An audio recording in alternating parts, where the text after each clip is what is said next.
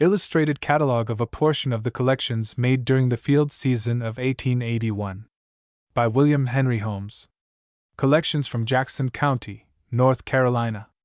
Obtained chiefly from the Cherokee Indians. Articles of stone. 62953. A small disc of dark gray slate, 1 1/4 inches in diameter and 1 1/2 inches in thickness. The form is symmetrical and the surface well polished. The sides are convex, slightly so near the center and abruptly so near the circumference. The rim or peripheral surface is squared by grinding, the circular form being accurately preserved. This specimen was obtained from an aged Cherokee, who stated that it had formerly been used by his people in playing some sort of game. It seems not improbable that this stone has been used for polishing pottery. 62952. A small subglobular pebble used as a polishing stone for pottery. 62954. A polishing stone similar to the above. This implement was seen in use by the collector. 62947. A hemispherical stone, probably used as a nutcracker. 62944. A stone implement somewhat resembling a thick, round-pointed pick, 4 1/2 inches in length and 1 inch in diameter. It is perforated exactly as an iron pick would be for the insertion of a handle. The perforation has been produced by boring from opposite sides. At the surface it is 5/8 of an inch in diameter, and midway about 3/8. The material seems to be an indurated clay or soft slate. The collector suggests that this specimen was probably used for smoothing bowstrings or straightening arrow shafts. 62949. 8 arrow points of gray and blackish chalcedony. 62950. Pipe of gray, indurated steatite, of modern Cherokee manufacture. 62951. Pipe of dark greenstone, highly polished. It is well modeled, but of a recent type. 62888. Grooved axe of compact greenish sandstone, found near Bakersville, N.C. Articles of clay. Articles of clay. Obtained from the southern band of Cherokees, Jackson County, North Carolina. The manufacture of pottery, once so universally practiced by the Atlantic Coast Indians, is still kept up by this tribe, rather, however, for the purpose of trade than for use in their domestic arts. The vessels are, to a great extent, modeled after the ware of the whites, but the methods of manufacture seem to be almost wholly aboriginal. 63070. A handled mug or cup of brownish ware. The form is not aboriginal. It is composed of clay, tempered, apparently, with pulverized shell. The surface has a slight polish produced by a polishing implement. The height is 4 1/2 inches and the width nearly the same. 63068. Large flat-bottomed bowl, 6 inches in height, 11 inches in diameter at the top, and 8 at the base. Although made without a wheel, this vessel is quite symmetrical. The thickness is from 1/4 to 1/2 of an inch. The material has been a dark clay paste with tempering of powdered mica. 63066. A 3-legged pot, with spherical body, resembling very closely in appearance the common iron cooking pot of the whites. The rim is 6 inches in diameter, and 1 inch high. The body is 9 inches in diameter. 2 handles are attached to the upper part of the body. The form is symmetrical and the surface highly polished. The polishing stone has been used with so much skill that the effect of a glaze is well produced. The materials used were clay and pulverized mica. The color is dark brown. 63067.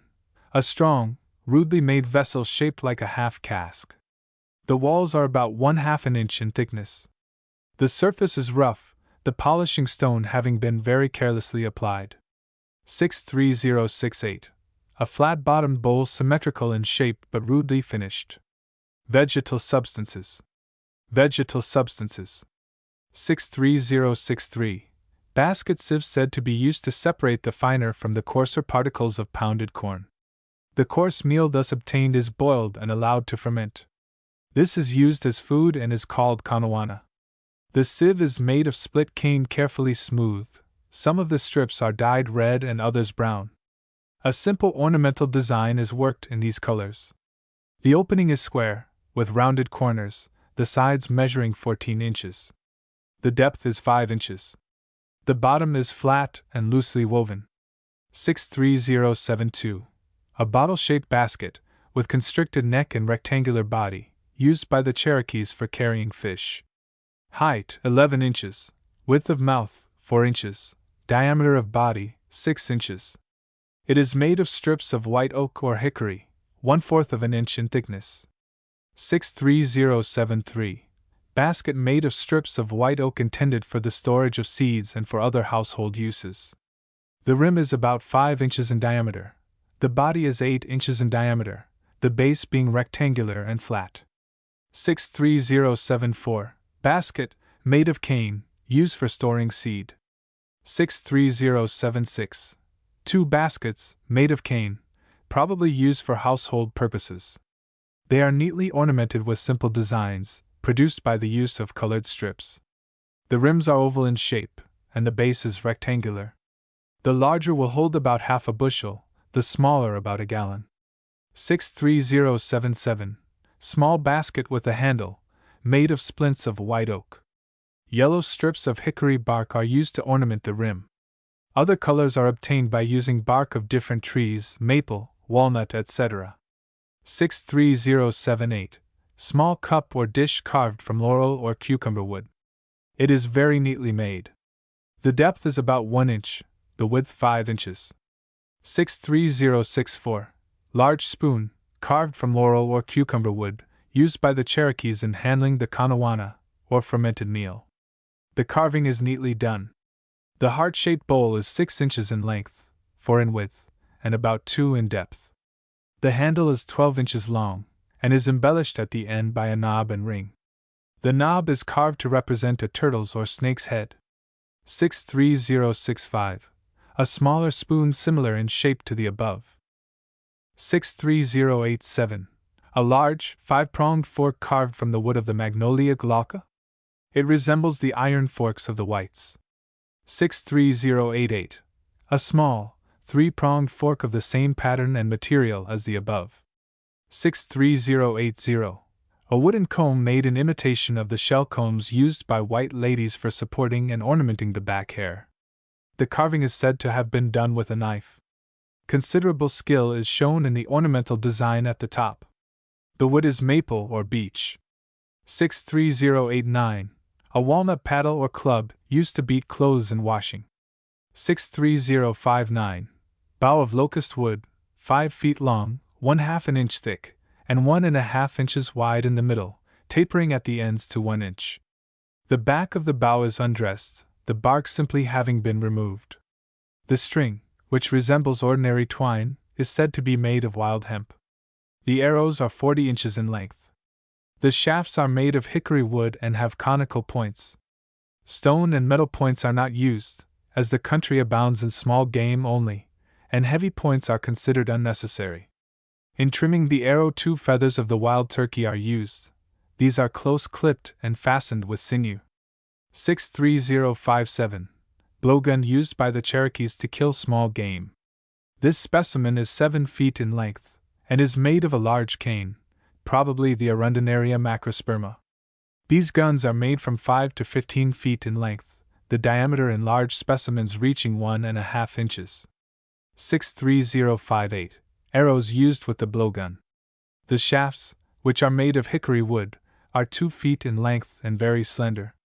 The shooting end has a conical point. The feather end is dressed with thistledown, tied on in overlapping layers with thread or sinew. The tip of down completely fills the barrel of the gun, and the arrow, when inserted in the larger end and blown with a strong puff, has a remarkable carrying and penetrating power. 63085. Thistleheads, probably the Nicus lanceolatus, from which the down is obtained in preparing the arrows of the blowgun. 63061. Ball sticks or rackets made of hickory wood. Rods of this tough wood, about 7 feet long, are dressed to the proper shape, the ends having a semicircular section, the middle part being flat. Each is bent, and the ends united to form a handle, leaving a pear-shaped loop 6 inches in width by about 12 in length, which is filled with a network of leather or bark strings sufficiently close to hold the ball. 63061. Ball, 1½ inches in diameter, covered with buckskin, used with the rackets in playing the celebrated ball game of the Cherokee, Choctaw, Creek, and Seminole Indians. Animal substances. Animal substances. 63071. Shell, probably a unio, used by potters to scrape the surface of clay vessels, seen in use. 63081. Comb made of horn. The teeth are 2 inches in length, and have been made with a saw. It is used in dressing the hair. 63085. Charm made of feathers and snake rattles, worn on the head or on some part of the costume. 63082. All of iron set in a handle of deer's horn. Collections from Cocke County, Tennessee. Collections from Cocke County, Tennessee. From fields near Newport. From fields near Newport. Articles of stone. Articles of stone. 62752. Grooved axe, 8 inches in length, 3.5 in width, and about 1 in thickness. One side is quite flat, the other convex. The material is a banded schistose slate. 62758. A fine specimen of grooved axe, 7 inches in length, 4 in width, and 1.5 in thickness. The groove is wide and shallow, and is bordered by 2 narrow ridges, which are in sharp relief all the way around. The material appears to be a greenish-gray diorite. 62759. A grooved axe, 6 inches long, 3.5 inches wide, and 1 inch thick. This specimen is similar to the preceding, the groove being deeper on the lateral edges of the implement, and the upper end less prominent. It is made of a fine-grained gray sandstone. 62753. Fragment of a grooved axe, of gray slate. The groove is shallow and irregular. 62754. Celt of compact gray sandstone, somewhat chipped at the ends. It is 6.5 inches in length by 2.5 in width and 1.5 in thickness. One face is flat, the other convex. The sides are nearly parallel. A transverse section would be subrectangular. 62755. Fragment of celt, 3 inches in length by 2 in width and about 1.5 in thickness. The material is a fine-grained sandstone or a diorite. 62756. A long, slender celt, very carefully finished, 7 inches in length, 2 in width, and less than 1 in thickness. The material is a very compact gray slate. It has apparently been recently used as a sidestone by some harvester. 62757. Fragment of a small, narrow celt, both ends of which are lost. Material, gray diorite. 62760. Heavy celt of gray diorite, 8 inches in length by 3 in width and 2.5 in thickness. 62762. A pestle of gray diorite, with enlarged base and tapering top, 5.5 inches in length and 3 inches in diameter at the base. 62751. A pestle of banded schistose slate, 15 inches in length, and 2.5 inches in diameter in the middle, tapering symmetrically toward the ends, which terminate in rounded points. 62763. A ceremonial stone resembling somewhat a small broad-bladed pick, the outline being nearly semicircular. It is pierced as a pick is pierced for the insertion of a handle. It is 2.5 inches in length, 1.5 in width, and 3/4 of an inch in thickness. The material is a soft, greenish mottled serpentine, or serpentinoid limestone. Figure 116. Figure 116.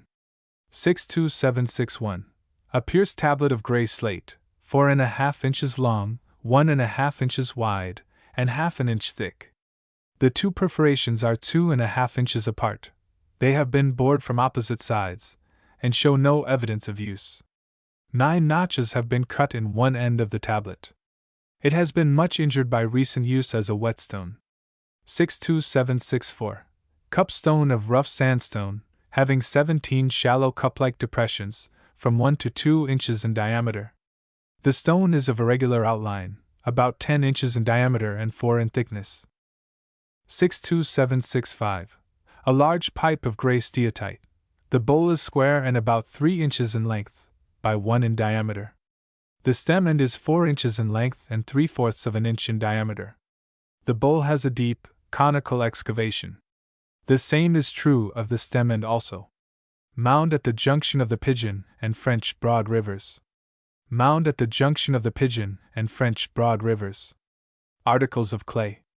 Articles of clay. 62870.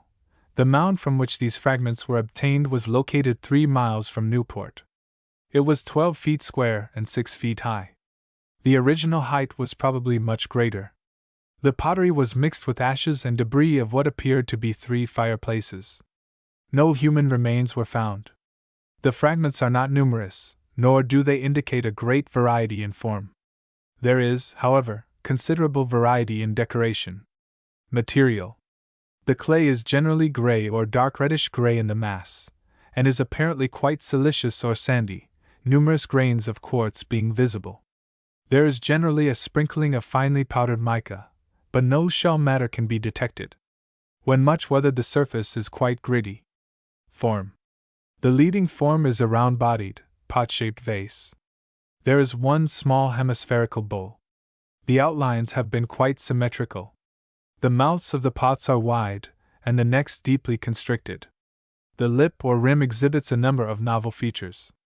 That of the larger specimen, of which a considerable segment remains, is furnished on the upper edge with a deep channel, nearly 1/2 an inch wide, and more than 1/4 of an inch deep.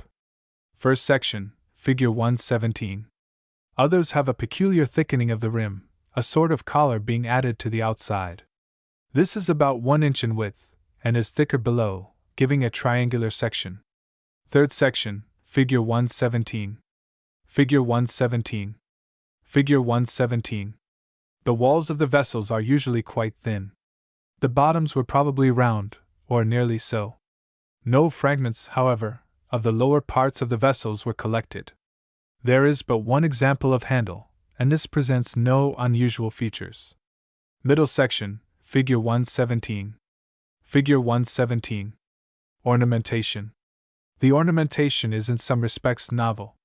The double or channeled rim of the larger specimen, the mouth of which has been 13 or 14 inches in diameter, is embellished with a line of flutings, which seem to be the impressions of a hollow bone or reed. The whole exterior surface is embellished with a most elaborate ornamental design, which resembles the imprint of some woven fabric. If a woven fabric has not been used, a pliable stamp, producing the effect of a fabric, has been resorted to. The fact that the sharply concave portions of the neck are marked with as much regularity as the convex body of the vessel precludes the idea of the use of a solid or non-elastic stamp. The pattern consists of groups of parallel indented lines, arranged at right angles with one another, the puzzling feature being that there is no evidence of the passing of the threads or fillets over or under each other, such as would be seen if a woven fabric had been used. The outer surface of the triangular collar peculiar to many of the pots has been decorated with a herringbone pattern, made by impressing a sharp implement. The handle in one case is similarly ornamented. This handle has been added after the figure previously described was impressed upon the neck of the vessel. One small fragment shows another style of indented or stamped pattern, which consists of series of straight and curved lines, such as are characteristic of many of the vessels obtained from the Gulf states. A small fragment of coal black ware is entirely smooth on the outside, and indicates an unusually well-finished and symmetrical vessel. Another shows the impression of basket work, in which a wide fillet or splint has served as the warp and a small twisted cord as the woof. One interesting feature of this vessel is that from certain impressions on the raised ridges we discover that the vessel has been taken from the net mold while still in a plastic state. Still another reddish porous fragment has a square rim, which is ornamented with a series of annular indentations. Collections from Sevier County, Tennessee. Collections from Sevier County, Tennessee. The M. Mahan Mound. The M. Mahan Mound. On the west fork of the Little Pigeon River, at Sevierville, on a rich bottom, 125 yards from the river, is a celebrated mound, the owners of which have for years refused to have it opened. Mr. Palmer spent several days in trying to obtain permission to open it, and was about leaving in despair, when the owners finally yielded, not, however, without requiring a number of concessions on the part of the collector, which concessions were put in the form of a legal document. This mound is 16 feet high and 240 feet in circumference. 3 feet below the surface, a stratum of burnt clay, 15 feet wide by 30 long, was reached. This has probably formed part of the roof of a dwelling. Beneath this was a bed of charcoal 4 inches thick. In this bed, remnants of cedar posts from 2 to 4 inches thick and 1 to 2 feet in length were found. Below this was a stratum of ashes, covering a limited area to the depth of 4 feet. Surrounding this, the earth contained fragments of numerous articles used by the inhabitants, while beneath came 4.5 feet of earth, in which numerous skeletons had been deposited. The bodies had been interred without order, and the bones were so intermingled, and so far decayed, that no complete skeletons could be collected. Beneath the layer of bones came a second deposit of ashes, 2 feet thick by 2.5 feet in diameter, and beneath this a mass of red clay, 18 inches in thickness. In the earth surrounding the ashes and clay, a number of skeletons were found.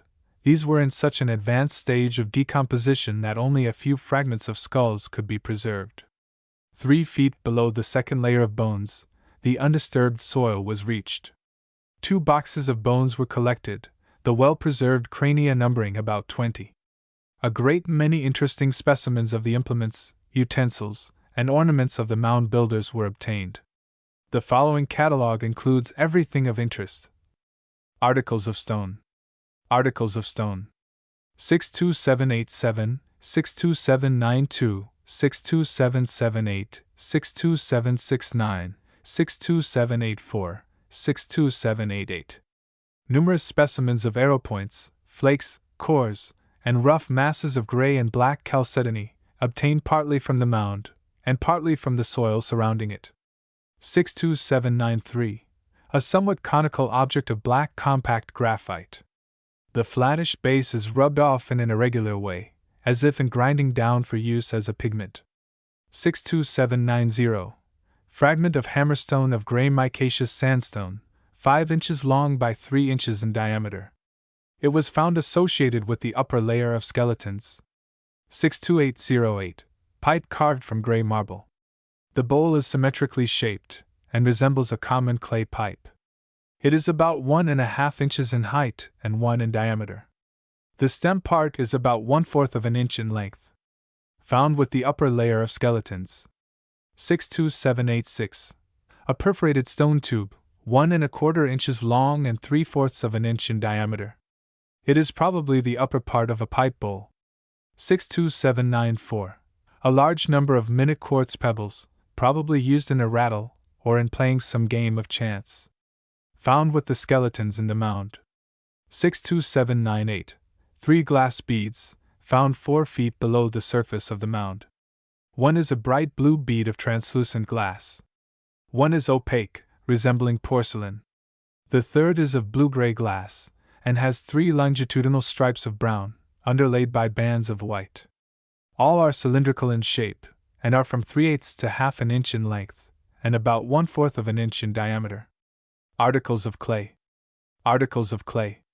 The collection of pottery from this mound is of much interest. There is but one entire vessel, but the fragments are so plentiful and well preserved that many interesting forms can be restored, and a very good idea of the ceramic work of this locality be formed. Form. I have spent much time in the examination of these fragments, and have assigned each to the form of vessel to which it belonged. Where large pieces are preserved, especially if the rim is included, we have little trouble in reconstructing the entire vessel, without fear of being seriously wrong. The lower parts of the bodies of all forms are round or slightly flattened, and but a small fragment of the rim is needed to tell whether the vessel was a bottle, pot, or bowl. I find, however, that the forms merge into each other in such a way that a complete graduated series can be found. Of first importance are the round or globular vases with more or less constricted necks. Ornamentation. The inside of all forms is plain with the exception of accidental markings of the fingers. The rim is square, sharp, or round on the edge, and sometimes slightly enlarged or beaded on the outer margin. A collar is attached to many forms, which at the lower edge overhangs. It is added to the body with the rim, or as a strip afterward attached.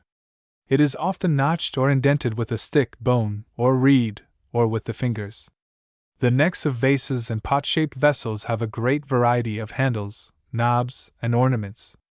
Some of the latter seem to be atrophied handles. In some cases, a low horizontal ridge, from 1 to 4 or more inches in length, is placed near the rim, in place of the continuous collar. In other cases, a narrow, crescent-shaped ridge is attached, the points reaching down on the shoulder, the arch lying upon the neck. Still others have one or more handles which connect the rim with the neck or shoulder of the vessel, leaving a round or oblong passage for a cord or vine. These handles were added after the vessel was completed. They are never ornamented. In one case, an arched handle, like the handle of a basket, connects the opposite sides of the rim. This is the only entire vessel recovered from the mound. It was associated with the upper layer of skeletons. Diameter 4.5 inches. Figure 118. Figure 118. The body of these vessels is sometimes quite plain, but is more frequently covered with cord markings.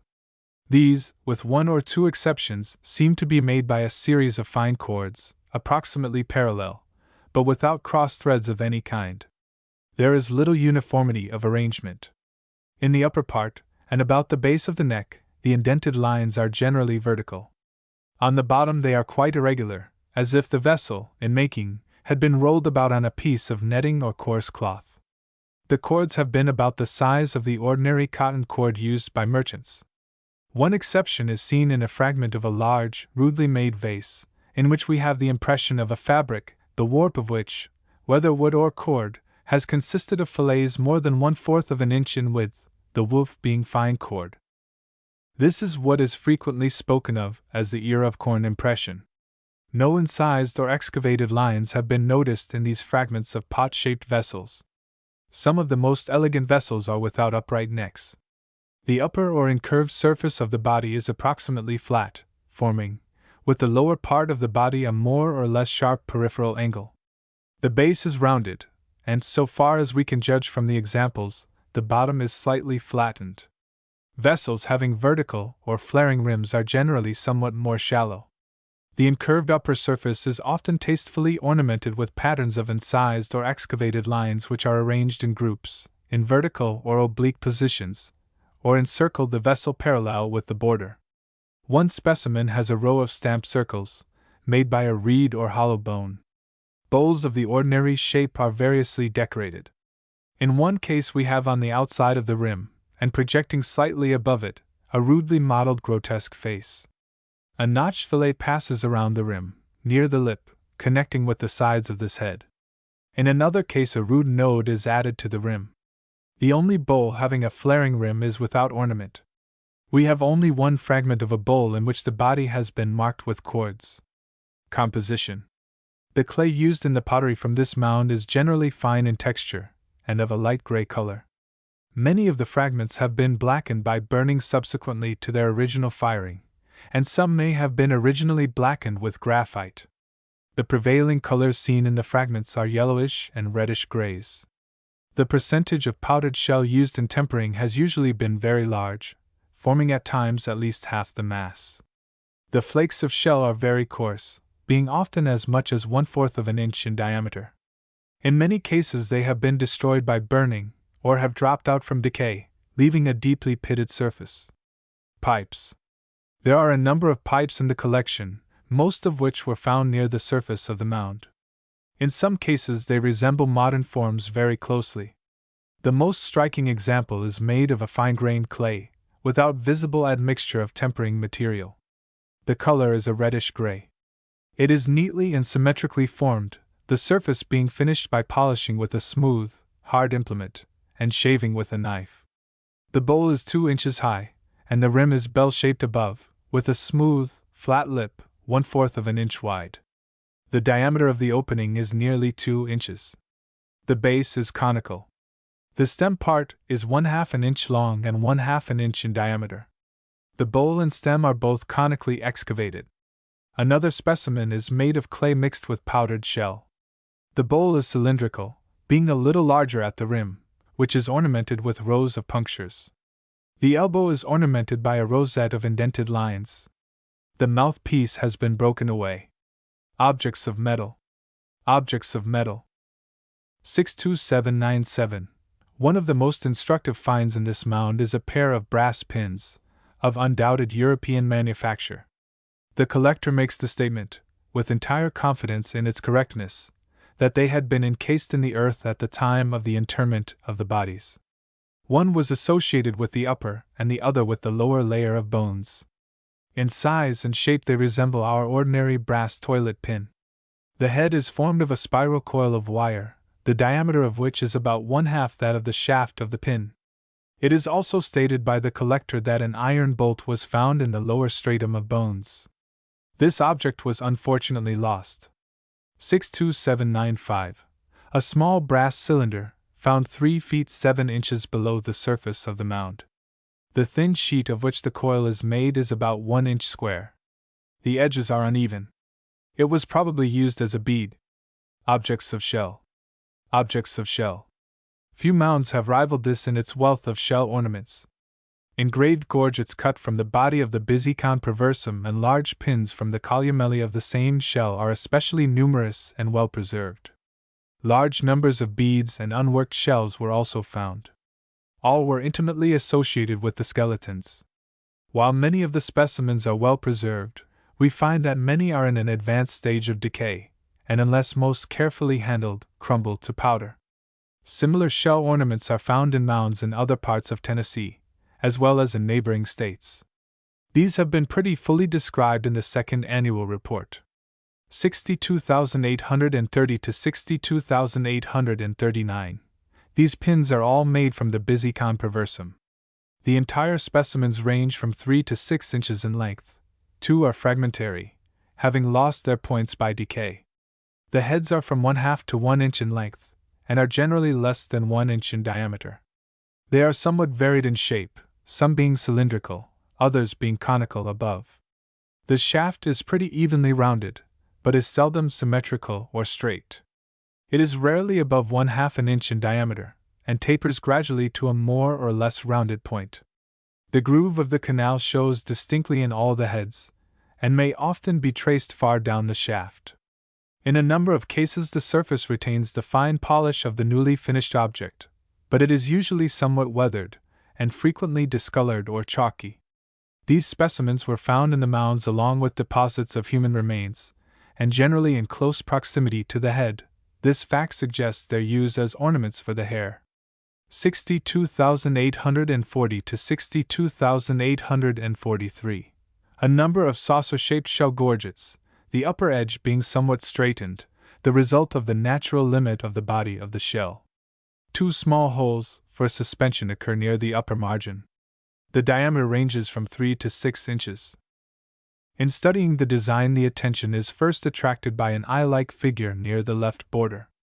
This is formed of a series of concentric circles, and is partially enclosed by a looped band about 1/8 of an inch in width, which opens downward to the left.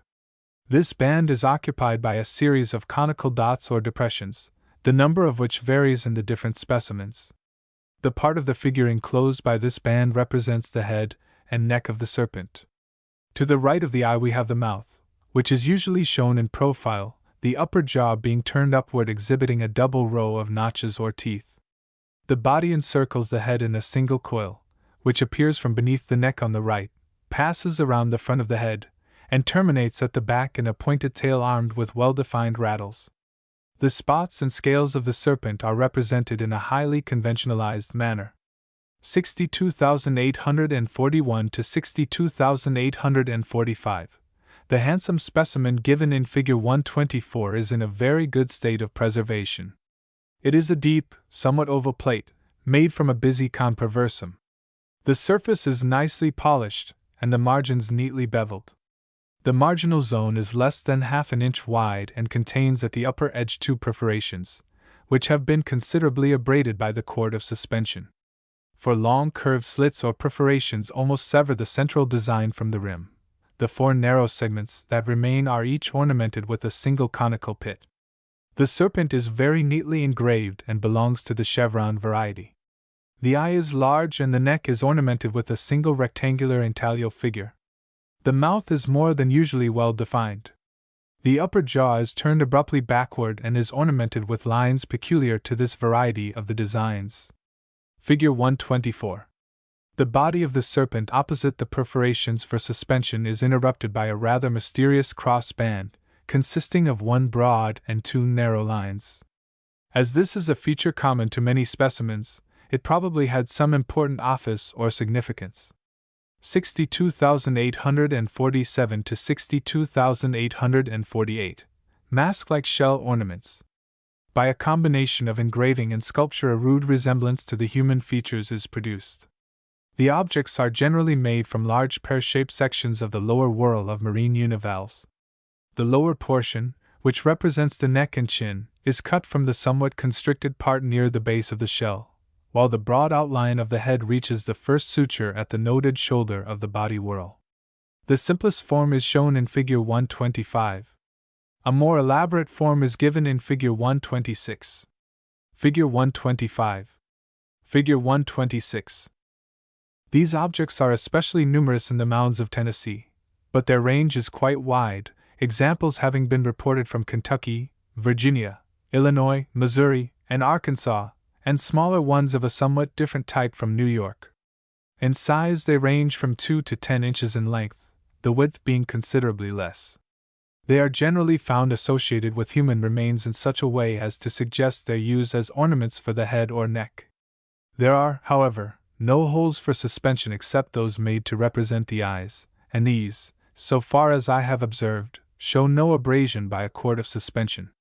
Their shape suggests the idea that they may have been used as masks, after the manner of metal masks by some of the Oriental nations. 62846. Engraved shell, Figure 127. This very interesting object has been fully described in the second annual report of the Bureau. The figure is so obscure that considerable study is necessary in making it out. Figure 127. 62930. Engraved shell, Figure 128. This remarkable specimen has already been described in the second annual report of the Bureau. The engraved design is certainly of a very high order of merit, and suggests the work of the ancient Mexicans. Figure 128. 62,816 to 62,822, 62824, 62826, 62828, 62829. Shell beads discoidal and cylindrical in form, made chiefly from the columelli and walls of marine univalves. 62825. Shell bead made by grinding off the apex of a large Oliva biplicata. 62827. Beads made from marginella shells. 62825, 62827, 62,850 to 62,857, 62782. Species of shell found in the mound, some with the skeletons, others near the surface.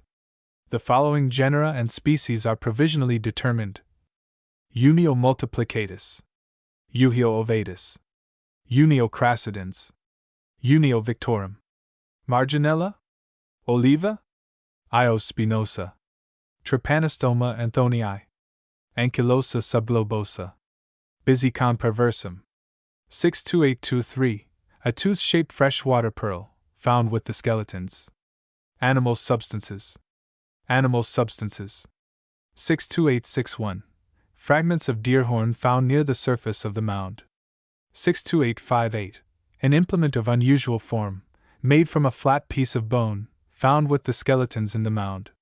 62859, 62860. Bone implements, needles and perforators, some of which are well preserved and retain the original polish, others are in a very advanced stage of decay. 3 boxes of human bones, not numbered. From the fields at Sevierville. From the fields at Sevierville. Articles of stone. Articles of stone. 62770.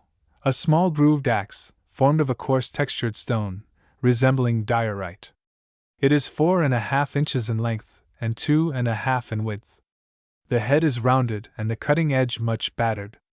The groove is wide and shallow, and the bordering ridge is prominent. The blade thins out quite abruptly. Presented by J. B. Emmert. 62772. A celt 6 3/4 inches long, 2.5 inches wide, and 1 inch thick. The material is a compact, blue-gray, banded slate. The sides are straight, and a transverse section is somewhat rectangular. Both edges are sharpened, and are very neatly beveled and polished. Presented by W. P. Mitchell. 62771. A small celt of compact greenish slate, one face is flat, the other convex. It is neatly made and perfectly preserved, the broader end being oblique and sharp. It is 3 1/8 inches in length. 62777. A rude, much battered celt of coarse sandstone or diorite. It is 4 inches in length by 2 in width near the cutting edge. The top is somewhat conical. 62774. A large unsymmetrical celt made of coarse yellowish sandstone. One side is much battered. The cutting edge is round and dull. It is 9 inches in length by 5 in width near the broad end and is 1½ inches thick. 62785. A knife blade shaped object, apparently a fragment of a winged ceremonial stone. The whole surface is smooth and shows no evidence of use. It is made of fine-grained gray slate. It is 2 inches in length by 5/8 in width. 62775. A bell-shaped pestle made of yellowish gray quartzite. The surface has been evenly roughened by picking, but has become slightly polished on parts most exposed when in use. The base part is subrectangular in section, and the bottom is slightly but evenly convex. The upper part, which has been shaped for convenient grasping by the hand, is evenly rounded at the top. Height 4½ inches. Width of base 3½ inches. 62766. A well-formed globe of gritty sandstone. The surface is roughened or granular. It is 2½ inches in diameter. 62789. Portion of an oblong hammerstone, 4 inches in length by 3 in diameter in the middle part. One end has been much reduced by use. It is made of some dark, much decomposed, crystalline rock. 62768. A symmetrical sandstone ring, 2 inches in diameter and 3/4 of an inch in thickness. The perforation is about 5/8 of an inch in diameter. The surface is roughened by picking. 62767. A symmetrical, neatly finished disc of light gray quartzite. It is 4¼ inches in diameter and 1¼ inches in thickness at the circumference, and less than 1 inch thick at the center. 62869. An hourglass-shaped tube made of gray hydromica schist, which resembles very compact steatite. It is 5½ inches long, 2 inches in diameter at the widest part, and 1¼ inches at the narrowest part. The most restricted part near the middle is girdled by a ridge or ring, on the circumference of which 70 or 80 shallow notches have been cut. The perforation is much enlarged at the ends, giving cup-like cavities. The walls are thin near the ends and quite thick near the middle, the passage being hardly more than 1/4 of an inch in diameter. The markings on the inside indicate that the excavation has been made by a gouging process, rather than by the use of a rotary perforator. 62776. A boat-shaped ceremonial stone of banded slate, 3 inches long, 1 inch wide, and 1 inch deep. From the side the outline is triangular, the 2 lines of the keel forming almost a right angle. From the top the outline is a long, pointed oval, as seen in the illustration, Figure 131. Figure 131. The trough-shaped excavation is more rounded in outline, and is 3/4 of an inch in depth. Perforations have been made near the ends of this trough. These seem to be somewhat abraded on the outside by a cord of suspension or attachment which has passed between them along a groove in the apex or angle of the keel. 62868. An amulet or charm of dark greenish rock, probably a serpentine, carved to represent a bird's head. The more highly polished parts are quite dark, while freshly cut lines are whitish. The head is graphically represented, the bill, the eye, and nostril being well shown. A stand-like base takes the place of the body of the bird. Around this, near the bottom, a groove has been cut for the purpose of attaching a string or securing a handle. In dressing the surface some implement has been used that has left file-like scratches. Figure 132 represents this object natural size. Figure 132. 62773.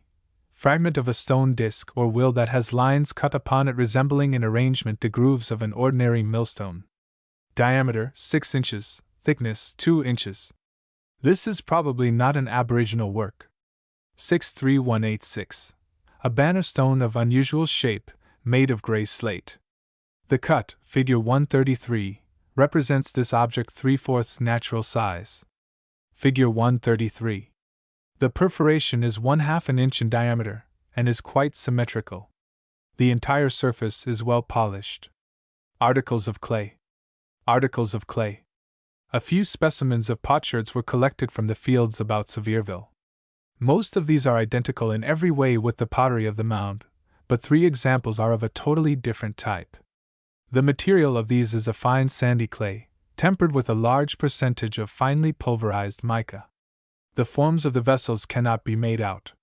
The outer surfaces were ornamented by a stamped pattern of small square or lozenge-shaped figures.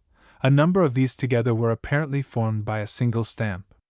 Among the fragments we have 6 discs, from 1 to 2 inches in diameter, worked from ordinary potsherds. A small, rudely modeled figure of a bird was also found with these fragments. There were also masses of indurated clay, which seemed to have been used for chinking purposes. Collections from Rowan County, Tennessee. Collections from Rowan County, Tennessee. Mound at Taylor's Bend. Mound at Taylor's Bend. This mound is situated 350 yards from the French Broad River, on the farm of Mr. William Harris. It is 10 feet high and nearly 50 feet in circumference. Its summit has been cultivated for many years, and the height has doubtless been much reduced. Immediately under the surface soil a heavy bed of ashes and charcoal was reached, which at the border of the mound was only a few inches thick, but at the center was about 3 feet thick. In this stratum were found a few implements, and fragments of pottery, and 2 very much decayed skeletons. A part of one cranium was preserved. The mound beneath this stratum was composed chiefly of loam, with some sand in the center, and contained nothing of interest. Articles of stone. Articles of stone. 62885. A needle-like implement, made of a soft black stone that may be cannel coal. It is 3½ inches in length, but is not entire. The shaft is a little more than 1/4 of an inch in diameter, is nearly round, and tapers to a symmetrical point. The surface is highly polished. It was found in the stratum of ashes. Articles of clay. Articles of clay. 62890, 62,892-6. A considerable number of fragments of pottery was found in the stratum of ashes. Form. Vases of the wide-mouthed, round-body variety are represented, also a number of hemispherical bowls. One large fragment representing a vessel with rounded bottom was found. Size. The pot-like vases have been quite large, the mouths being as much as 14 inches in diameter. The larger bowls have been 10 inches or more in diameter. Others are smaller. The walls of some of the larger vessels have been 1/2 an inch in thickness. Material. Classified by material, there are 2 varieties. One is composed of the usual clay and pulverized shells, the latter being coarse and exceedingly plentiful. The other has no shell material, but in its place an admixture of sand and small quartz pebbles. Ornamentation. The inside is plain as usual, and many of the fragments have no exterior ornament. There are 2 varieties of surface markings. One consists of impressions of basket work, which indicate a broad series of fillets bound together by small twisted cords of grass or bark. The other appears to have been made by an open network of fine cords, which have been quite irregularly arranged. Objects of shell. Objects of shell. 62898. A shell pin made from the columella of a large univalve. The original polish is still preserved. The head is round and small, and the shaft 2 inches in length. Found in the stratum of ashes. 62899. 2 species of shells, Ios spinosa and Pluracera conradii, obtained from the stratum of ashes. Collections from the fields at Taylor's Bend. Collections from the fields at Taylor's Bend. Articles of stone. Articles of stone. 62883. A lot of arrow points, spear points, and knives, having a wide range of shape and size. A serrated specimen is 3 inches in length, and is made of yellowish striped chalcedony. One is made of white translucent quartz, and others of dark gray and black chalcedony. 62881. A stone disc, 1¼ inches in diameter and 3/8 of an inch thick. It is of gray sandstone, nicely smoothed. The edge is rounded and the sides slightly convex. 62882. Two stone discs similar to the preceding, but smaller. 62878. A small, thick, nearly symmetrical celt, 2½ inches in length, 1½ inches in width, and 1/2 of an inch thick. The edge is rounded in outline and well sharpened. The beveled areas are narrow and stand at an angle of 30 degrees with each other. It is widest at the edge, tapering above to a conical point. The material is apparently a compact greenish diorite. 62877. A small celt similar to the preceding in form and material. It is 3¼ inches long, and 1¾ inches in width near the cutting edge, which is considerably battered. 62875. A curved celt of considerable interest, made of a greenish diorite. It is 8 inches in length, 2½ inches wide near the cutting edge, and about 1 inch thick. It tapers toward the apex to 1½ inches in width. A transverse section would be a sharp oval. A longitudinal section showing the thickness of the implement gives a bow-like figure, the median line of which would deflect nearly ½ an inch from a straight line. 62876. A celt, 3½ inches in length, of the usual form, made of a greenish diorite. 62874. A grooved axe of gray sandstone, 5 inches long, 3 inches wide, and 1 inch thick. The groove is deep and well rounded, and has 2 bordering ridges in high relief. The head is low and conical, and the blade narrow and rectangular. The surface has originally been quite smooth, but is now somewhat battered. 62871. A cylindrical pestle of gray diorite, 11 inches long and 2 inches in diameter. The general surface is rough, the points being smoothed by use. 62879. A perforated tablet, made of gray, chloritic schist, 2½ inches long by 1½ inches broad, illustrated in Figure 134. The sides are notched in a way that gives a dumbbell-like outline. The ends are almost square. Series of notches have been cut in the terminal edges. On one of the lateral margins rude notches and zigzag lines have been engraved. In the middle of the plate there is a circular perforation 1/4 of an inch in diameter. Midway between this and the ends are 2 other perforations, one being circular and 1/8 of an inch in diameter, and the other lozenge or diamond-shaped and nearly 1/4 of an inch in width. These show no evidence of wear. The surface is uneven, though somewhat polished. It has probably been used for straightening arrow shafts and shaping strings. Figure 134. 62880. Fragment of a perforated tablet carved from gray slate. It has been broken transversely near the middle, through a perforation which has been about 1/8 of an inch in diameter. The remnant is 2 inches in length and 1½ inches in width at the perforation. One side is plain, the other has a design of plain and zigzag lines. The edges are beveled and notched. See Figure 135. Figure 135. Vicinity of Kingston. Vicinity of Kingston. On the farm of Mr. M. Biss, 3 miles from Kingston, on the Tennessee River, a mound was opened which was so located as to overlook the river, and at the same time guard the approach from 2 pieces of projecting wood. It was 11 feet high, 29 feet wide on the top, and 45 feet in diameter at the base. It was composed entirely of clay.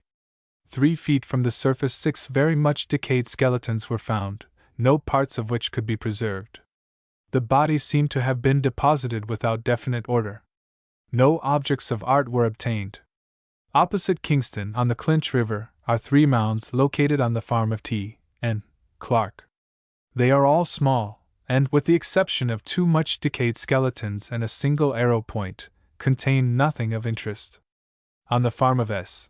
P. Evans, 3 miles below Kingston, are 3 groups of mounds. The first contains 5 mounds, the second, a little higher up, has the same number, while the third has but 2. They are all built of clay, and seem to be without remains of any sort. Mound at Niles Ferry. Mound at Niles Ferry. On the farm of J. W. Niles, at this point, is a large mound that has the appearance of a Creek or Cherokee ball ground. It was flat on the top, and had an area of 1¾ acres. The height was 15 feet. In outline it was somewhat triangular. This mound was also constructed of clay, and contained nothing of interest.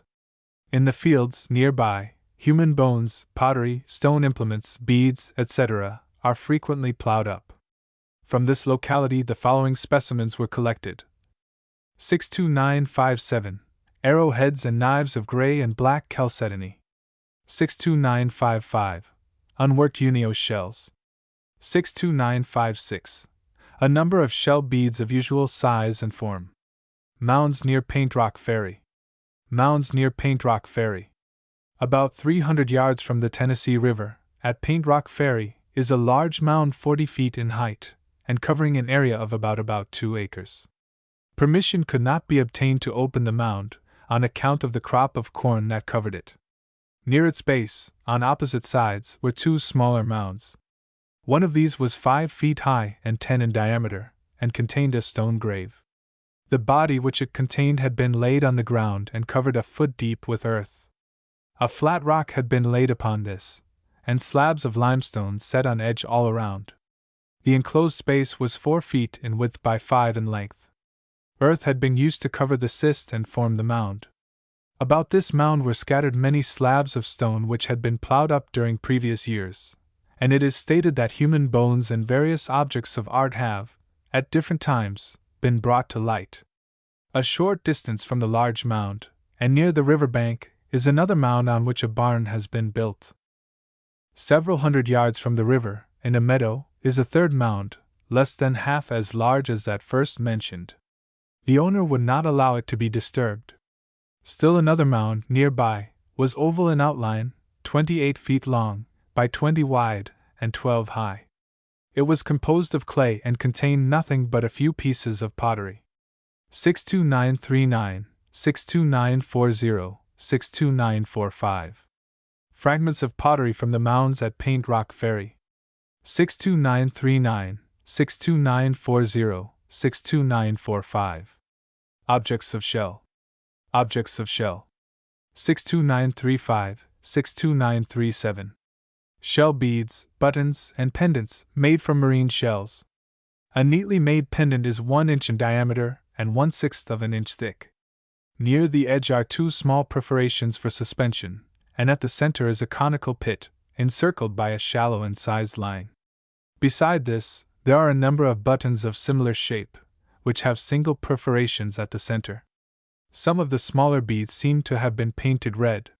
Figures 136, 137, and 138. 136. 137. 138. 62936. Fragment of a large Bizicon perversum. 62942. Teeth of the bear, and possibly of the horse found near the surface of one of the mounds. Collections from Jefferson County. Collections from Jefferson County. Mound on Faines Island. Mound on Faines Island. This mound is located on the east end of the island. Although it has been under cultivation for many years, it is still 10 feet in height. The circumference at the base is about 100 feet. Near the surface a bed of burned clay was encountered, in which were many impressions of poles, sticks, and grass.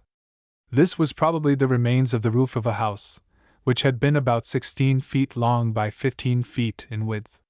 The bed of clay was about 4 inches thick. Beneath this was a layer of charcoal and ashes, with much charred cane.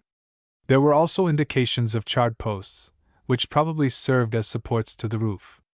4 feet below the surface were found the remains of 32 human skeletons.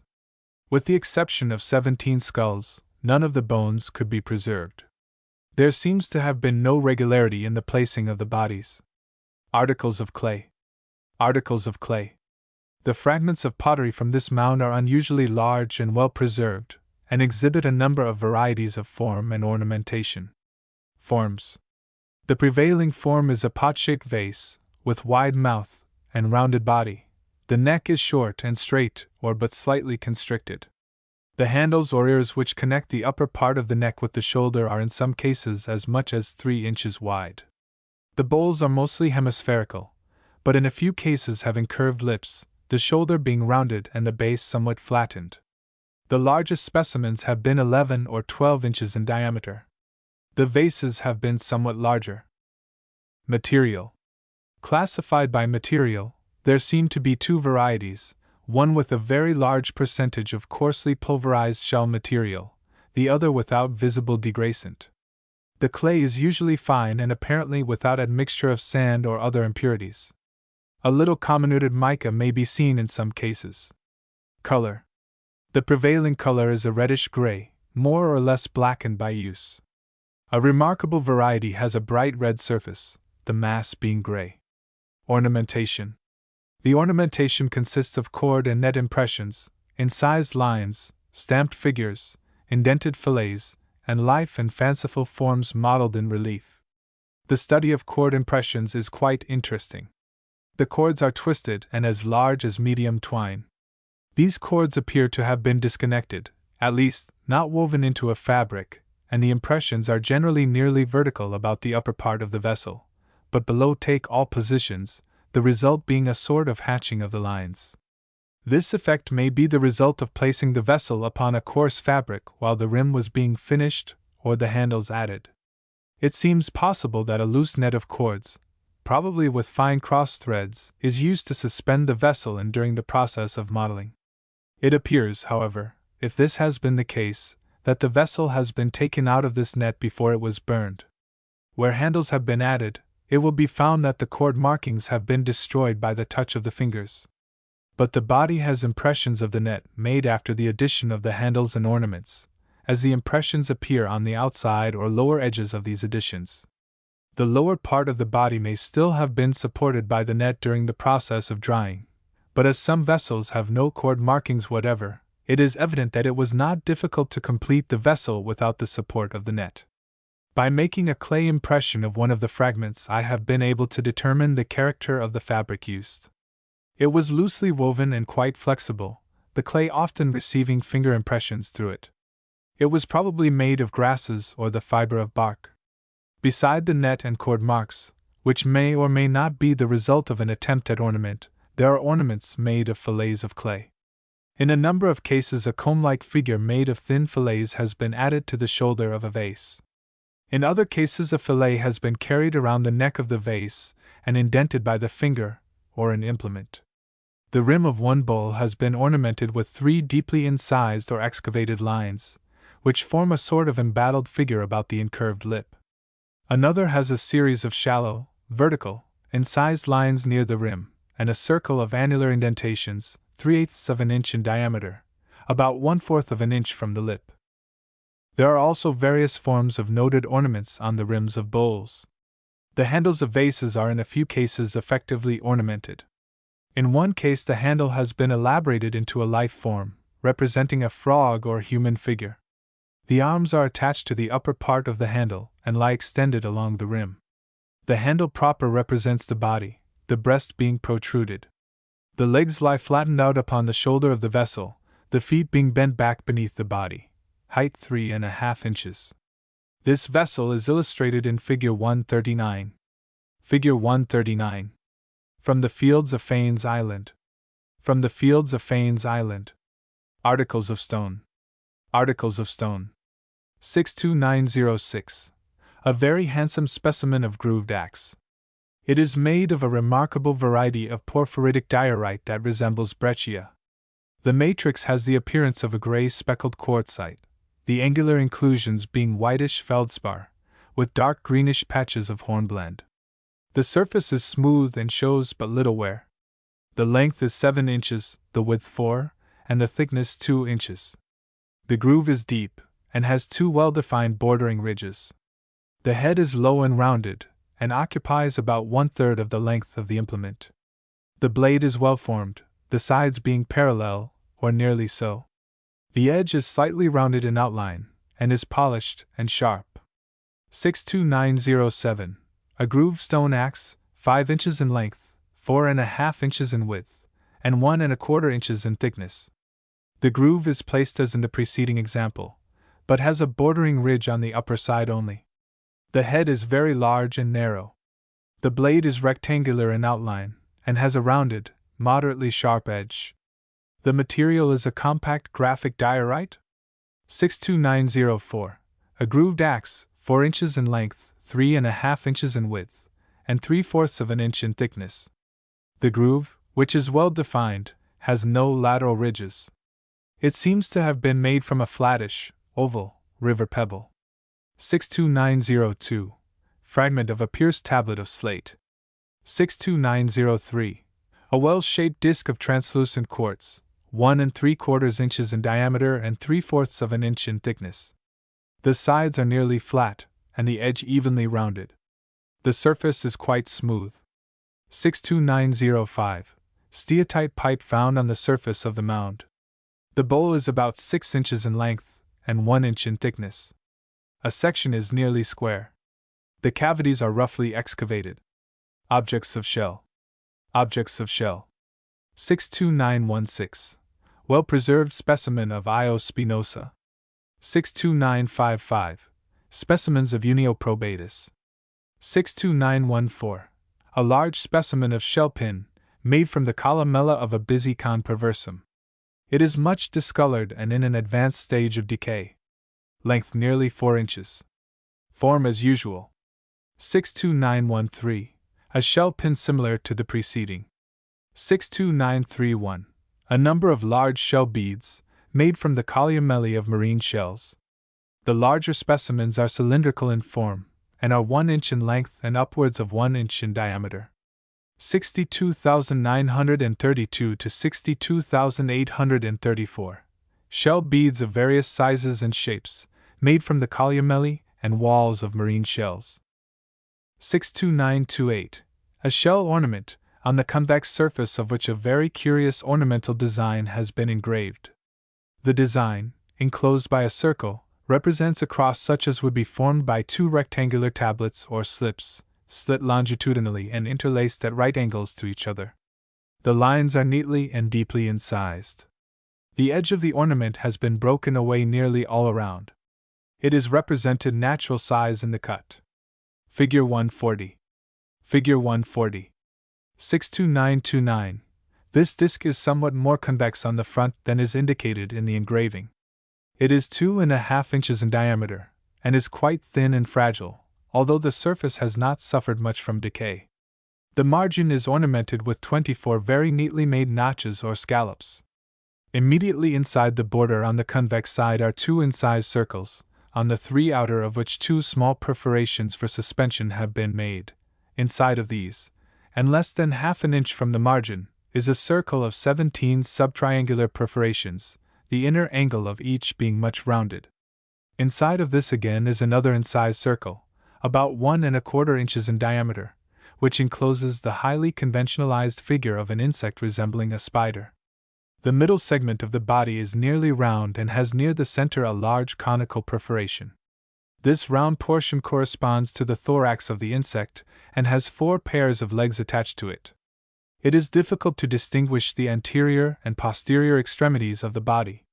It is probable that the subtriangular figure below is intended for the head, as the 2 circles with central dots are good representations of eyes.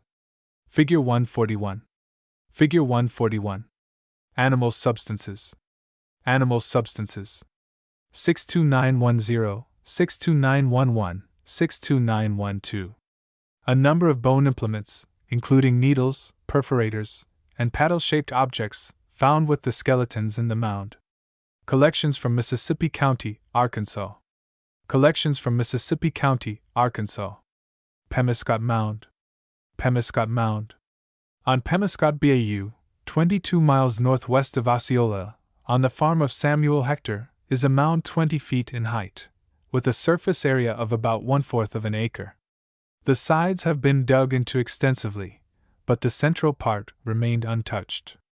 It was composed of sand and bluish clay, but contained no remains of interest. It is stated by the proprietor that formerly there were 3 circular ditches extending around the slopes of the mound. When the surface of the mound was first plowed, quantities of charcoal and potsherds were found. Chickasaba Mound.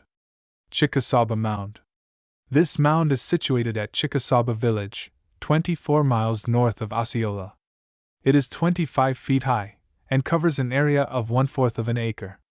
Collectors had already done much work on this mound, but obtained little or nothing. The owner does not wish it disturbed further. A field of several acres nearby abounds in fragments of pottery, stone implements, and the remains of houses and campfires.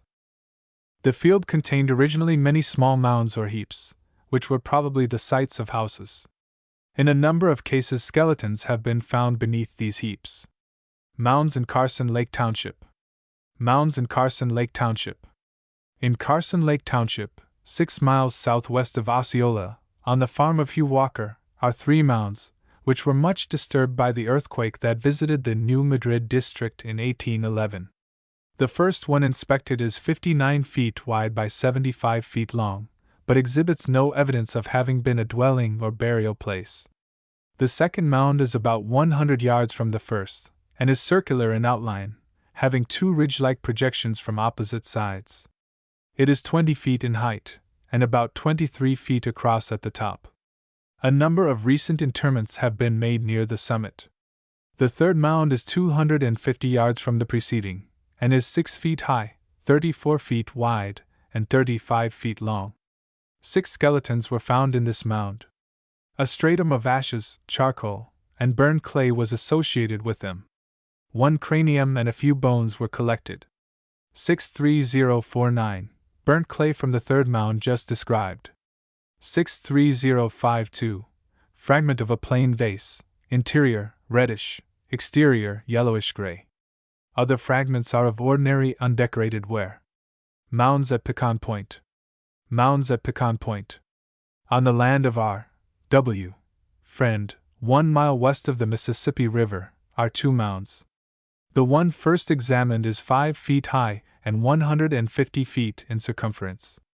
The other is 4 feet high and 75 feet in circumference. 2 skeletons were found near the surface of the latter mound. Near these mounds is another, 4 feet high and 20 feet in diameter. Formerly this mound was covered with large trees, and the roots have penetrated the soil, causing much injury to the contents. It is the opinion of the collector that this mound, as well as many others of the same region, has been used as a dwelling site, and that when a death occurred the dwelling was burned down over the body. Before building again, the site was covered with a few inches of earth. There was no uniformity in the position of the graves or their contents. The following objects were obtained from this mound.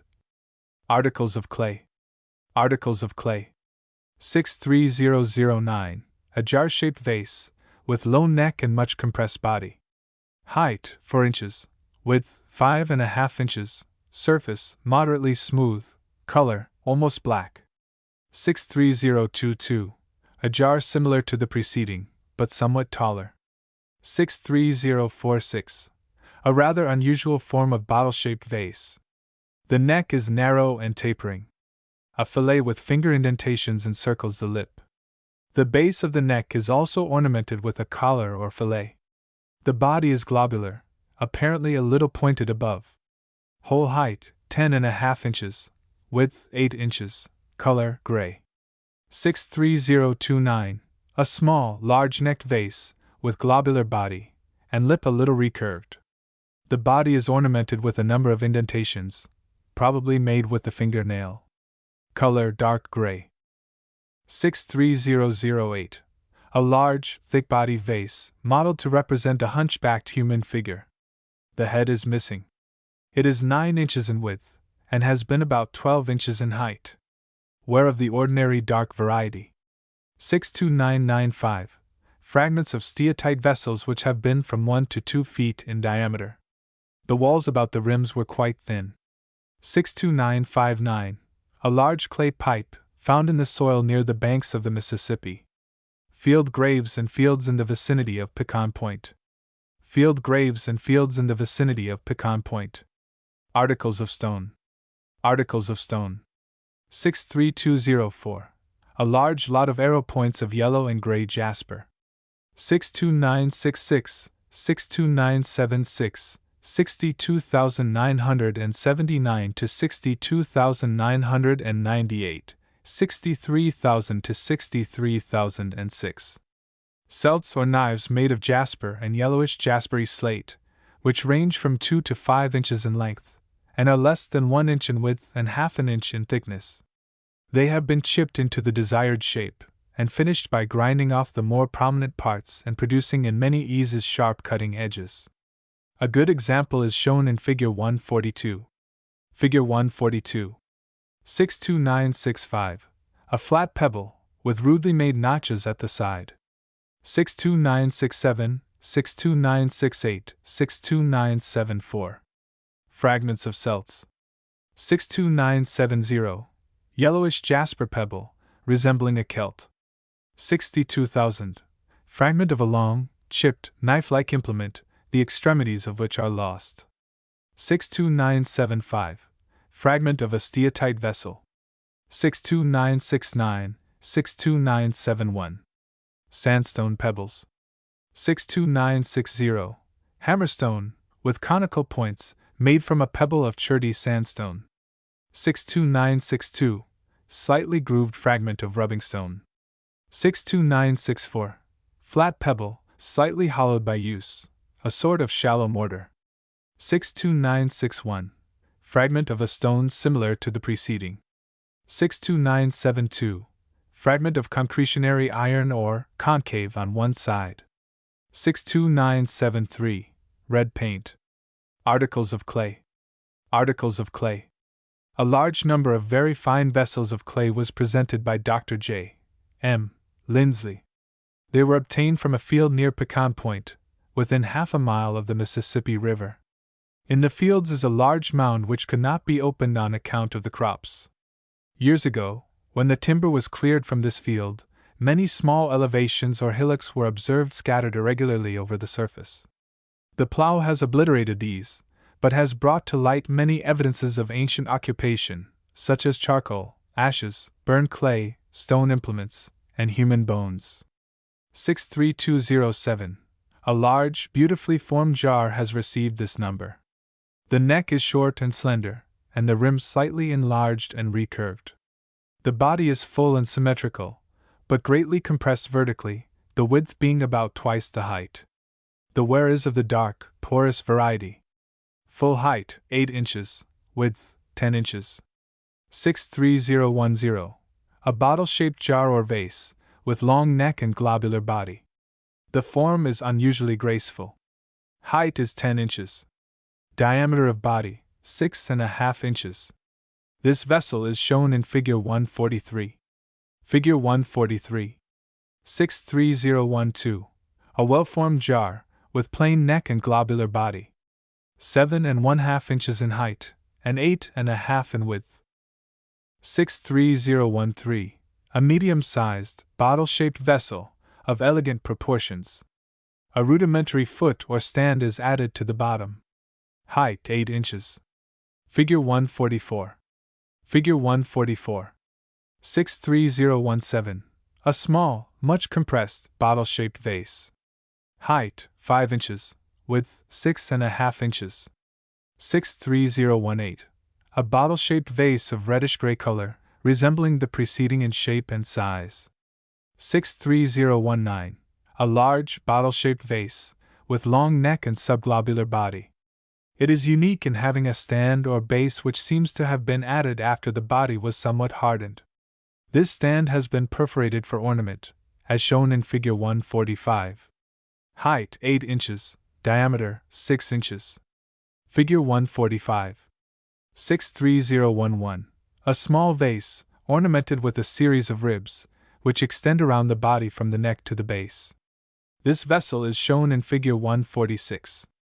It is in a fragmentary state. Height 4.25 inches, width 7 inches. Figure 146. 63016. A medium-sized vase with vertically compressed body. Height 6 inches, diameter 8.5 inches. Figure 147. Figure 147. 63015. A plain bowl, with flattish bottom. Diameter 9 inches, height 5 inches. 63014. A well-made jar or vase, with globular body, 6 inches in width and 4.5 in height. The surface of the vessel is completely covered with an irregular, bead-like ornamentation, made by pinching the soft clay between the thumb and fingers. Figure 148. Diameter 5.5 inches. Figure 148. 63020. A much compressed vase, 4.5 inches in height and 7.5 in width. 4 equidistant protuberances are placed about the widest part of the body, and rudely imitate the extremities of some animal. 63021. A small, jar-like vase, with globular body, 6 inches in height, and the same in diameter. The form is not quite symmetrical. 63022. A small vase, with large, high neck and much compressed body. Height, 5.5 inches. Width, 6.5 inches. 63023. A vase similar to the preceding. 63024. A medium-sized bowl, 7.5 inches in diameter and 3 inches in height. The rim has an exterior ornament of thumb indentations. 63025. A small, rudely constructed jar, 4 inches in height and 4.5 in width. 63026. A jar having a high, wide neck and small, globular body.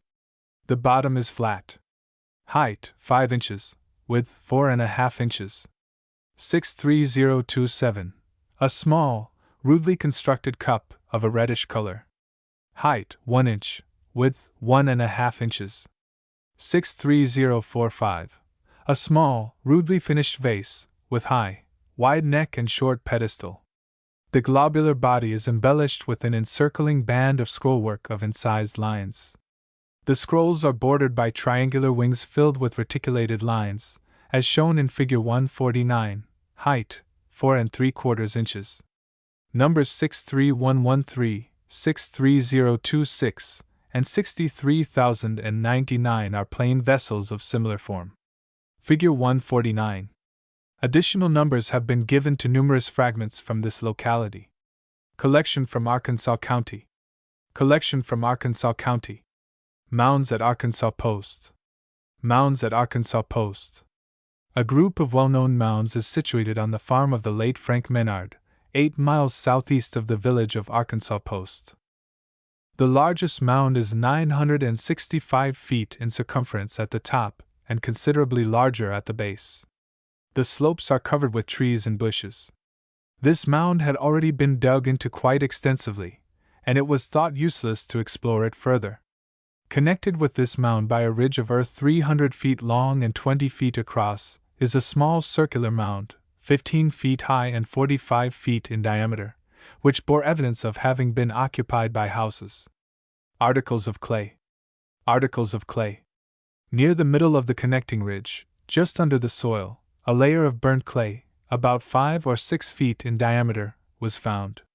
At one side, embedded in the debris of clay, a large quantity of fragments of earthen vessels was discovered.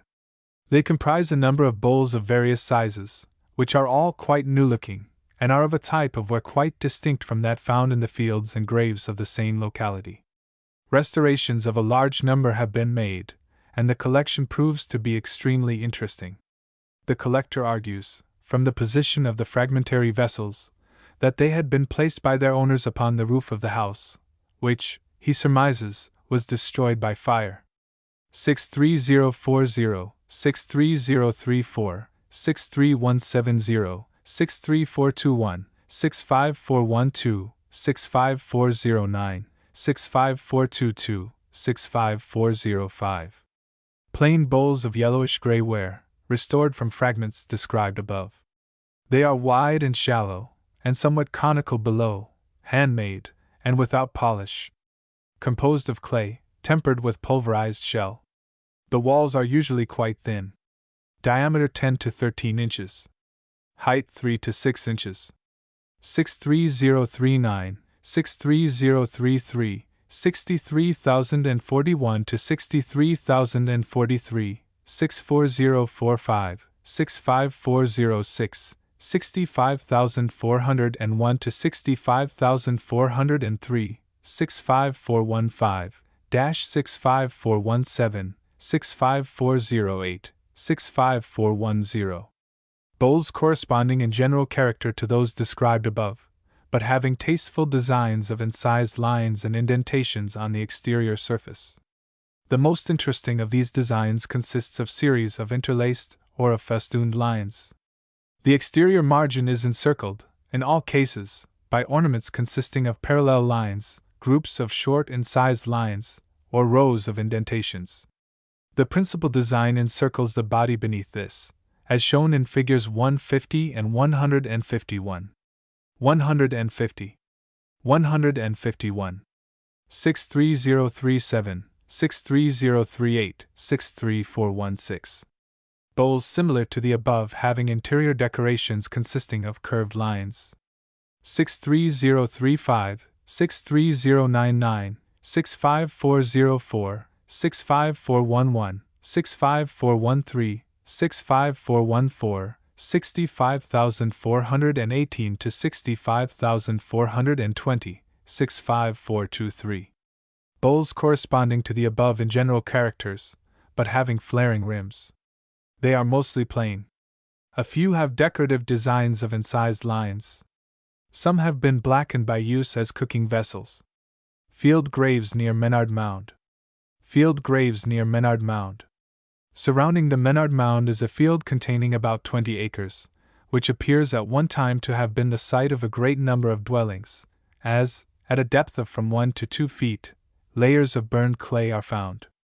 This field seems also to have been a great cemetery, as the remains of skeletons are found in great numbers. Pottery is found in great abundance. It has, as a rule, been deposited near the heads of the dead, but no ornaments or implements have been discovered with the remains. The frequent plowing of the field has destroyed many earthen vessels, the interments having been made quite near the surface. It is a noticeable fact that the pottery from these graves is of a character quite distinct from that of the mound. It is of the class of ware so common in this region. Articles of stone. Articles of stone.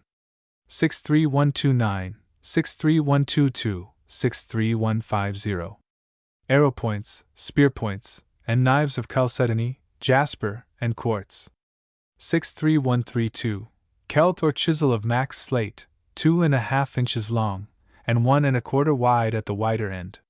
63133. Celt of grey diorite. The blade is quite smooth, the upper part is roughened. Length 3 inches. Width 1½ inches. Thickness 1 inch. 63134. Celt of yellow limestone, 2½ inches long, and 1½ inches wide. 63135. A 2-edged celt of grey quartzite, 2 1/4 inches long, and 3/4 inch wide. 63136. Celt of yellowish grey jasper, chipped, and afterwards partially smoothed by grinding. 4 1/2 inches long, and 1 1/2 inches wide.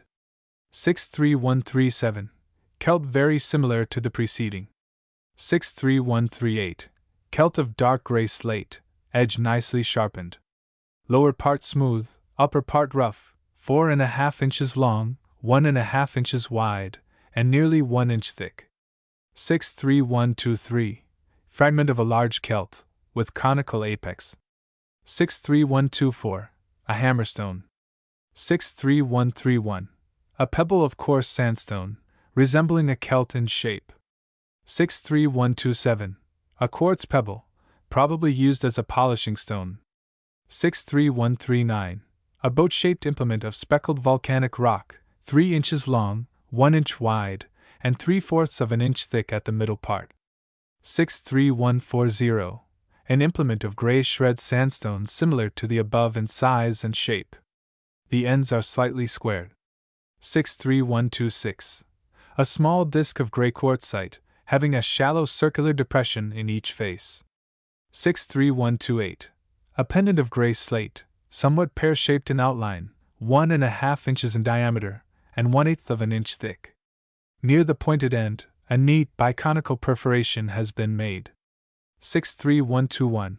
An implement or ceremonial stone of ferruginous slate, possibly a clay ironstone, or limonite. It has a hatchet-like outline, the blade being semicircular, and the upper part elongated and narrow. A large biconical perforation has been made near the center of the implement, a smaller one, as if for suspension, at the upper end. It is 6¼ inches long, 5½ inches wide, and 3/4 of an inch thick. Figure 152. Figure 152. Articles of clay. Articles of clay. 63113. A small reddish cup or vase. The rim is low and wide and is ornamented with 4 ears placed at regular intervals on the exterior surface. 2 of these are pierced as if for the insertion of a string. Height 3 inches. Width 5 inches. Figure 153. Figure 153. 63111. A small bottle-shaped vase. The surface has been painted red. Height 4 inches. Width 3½ inches. Figure 154. Figure 154. 63091. A small globular vase, with low neck of medium width, which has an ornament consisting of a band of clay, slightly raised and indented with oblique lines. Yellowish-gray ware with dark stains. Height 6 inches. 63108. A low bottle-shaped vase, of yellowish ware, with flaring rim and somewhat flattened body. Height 5 inches, width 5 inches. Figure 155. Figure 155. 63098. A well-made bottle-shaped vase, with low neck and globular body, somewhat conical above. Color dark brownish. 7½ inches in height. Shown in Figure 156. Figure 156. 63090.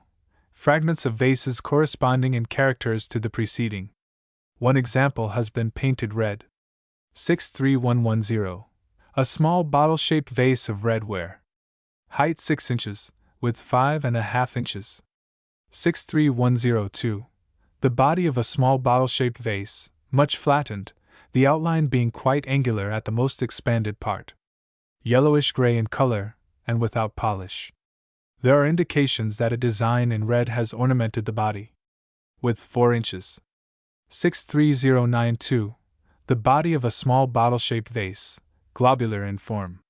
Surface painted red and unusually well polished. Diameter 4½ inches. 63100. Neck and upper part of body of a vase resembling in form and color the example last described.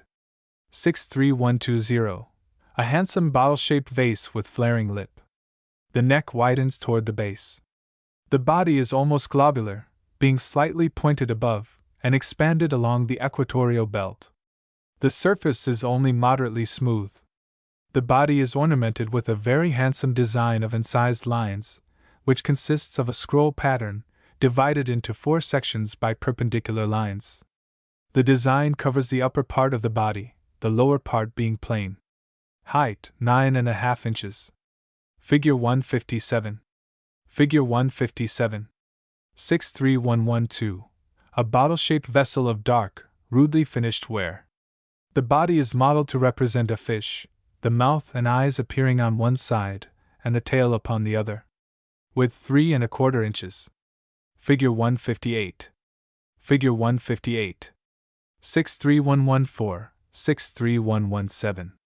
2 small vessels with globular bodies, which have a curious resemblance to an ordinary teapot. A spout has, in each case, been added to the side of the body. Figures 159 and 160 show these vessels on a scale of 1/2. 159. 160. 63115. An oblong, shallow basin. Wide, flat handles have been added to the rim at the ends of the vessel. One of these is pierced. Length 8¾ inches, width 4 inches, depth 2 inches. Color dark gray. Figure 161. Figure 161. 63103, 63101, 63169, 63176, 63116, 63199, 63098. Plain bowls of ordinary composition and appearance. Figure 162 is a good example. Diameter 9 inches. Figure 162. 63096. a handsome bowl of dark ware. The body is ornamented with an incised design, which consists of a somewhat disconnected running scroll. The bottom is flat. Diameter 8¼ inches. Figure 163. Figure 163. 63109. A bowl of dark porous ware, very nicely made. The rim is ornamented at one side with a grotesque head, representing some wild animal, probably a panther. The ornament on the opposite side takes the place of the tail of the animal. Diameter of bowl 8 inches. Figure 164. Figure 164. 63028, 63046. Fragments of many vessels, chiefly of black porous ware, among which are a number of handles representing the heads of birds and quadrupeds. Also the fragments of a vessel which restored give the vase shown in Figure 165. The designs are red on a yellowish ground. Diameter 5½ inches. Figure 165. 63107. A large vase modeled to represent a grotesque human figure. It is painted with designs in red and white, the ground color being a reddish yellow. The figure has a kneeling posture. The hands are upraised against the shoulders, with palms turned forward. Height 10½ inches. Width of shoulders 8 inches. Figure 166. Figure 166. 63090, 63054, 63095. Fragments of pottery having incised designs, similar to the dark ware already described. A few of these fragments have been worked into rude discs. Objects of metal. Objects of metal. 62048. A thin plate of copper, probably intended for a pendant ornament, as two perforations have been made at one end. It is rectangular in outline, and has suffered much from corrosion. 63113. A fragment of galena or animal substances. Animal substances. 63142. Fragment of a needle-like perforator. A conical perforation has been made toward the larger end. The point has been lost. 63047. A cubical fragment of bone, the sides of which have been squared by cutting or grinding. Collection from Monroe County, Arkansas. Collection from Monroe County, Arkansas. Mound at Lawrenceville. Mound at Lawrenceville. On the farm of Daniel Thompson, near Lawrenceville, the remains of ancient habitations are of frequent occurrence. The fields have been cultivated for many years. In one case, a bed of clay 8 inches thick, and covering an area of many hundred feet, was discovered near the surface. This is supposed to be the remains of the roof of a house. Associated with it were a number of objects, among which were 5 very interesting specimens of pottery. Articles of clay. Articles of clay. 63151. A large bottle-shaped vase of red and white ware. The upper part of the neck is lost. The body is encircled by an ornamental design in white, upon a red ground, which resembles a rudely drawn Greek fret. The diameter of the body is 9 inches. The height has been 11 or 12 inches. 63152. A fine bottle-shaped vase, resembling the preceding, very handsome, and in a remarkably good state of preservation. It also has a design in red and white. The original color of the vase has been a dull reddish yellow. The neck is red, the body is ornamented with 4 red and 4 white figures, which extend from the neck to the base of the vessel. These belts of color are separated by bands of the ground color of the vessel. Height 12 inches. Figure 167. Figure 167. 63153. A small rude cup of gray clay, without decoration. Diameter 4 inches. 63154. An egg-shaped vessel, made in imitation of a gourd. The mouth of this vessel is a small round opening on the side, near the pointed end. The base is somewhat flattened. Height 5 inches. Figure 168. Figure 168. 63155. A minute cup, 1½ inches in diameter. The rim is encircled by a series of rude notches. Mounds at Indian Bay. Mounds at Indian Bay. A large mound 30 feet high and 250 feet long is located on the farm of Mr. A. Spencer, near Indian Bay. Our collector, however, could not obtain permission to examine it. At the edge of Indian Bay Corporation is another large mound, used as a cemetery by the white residents.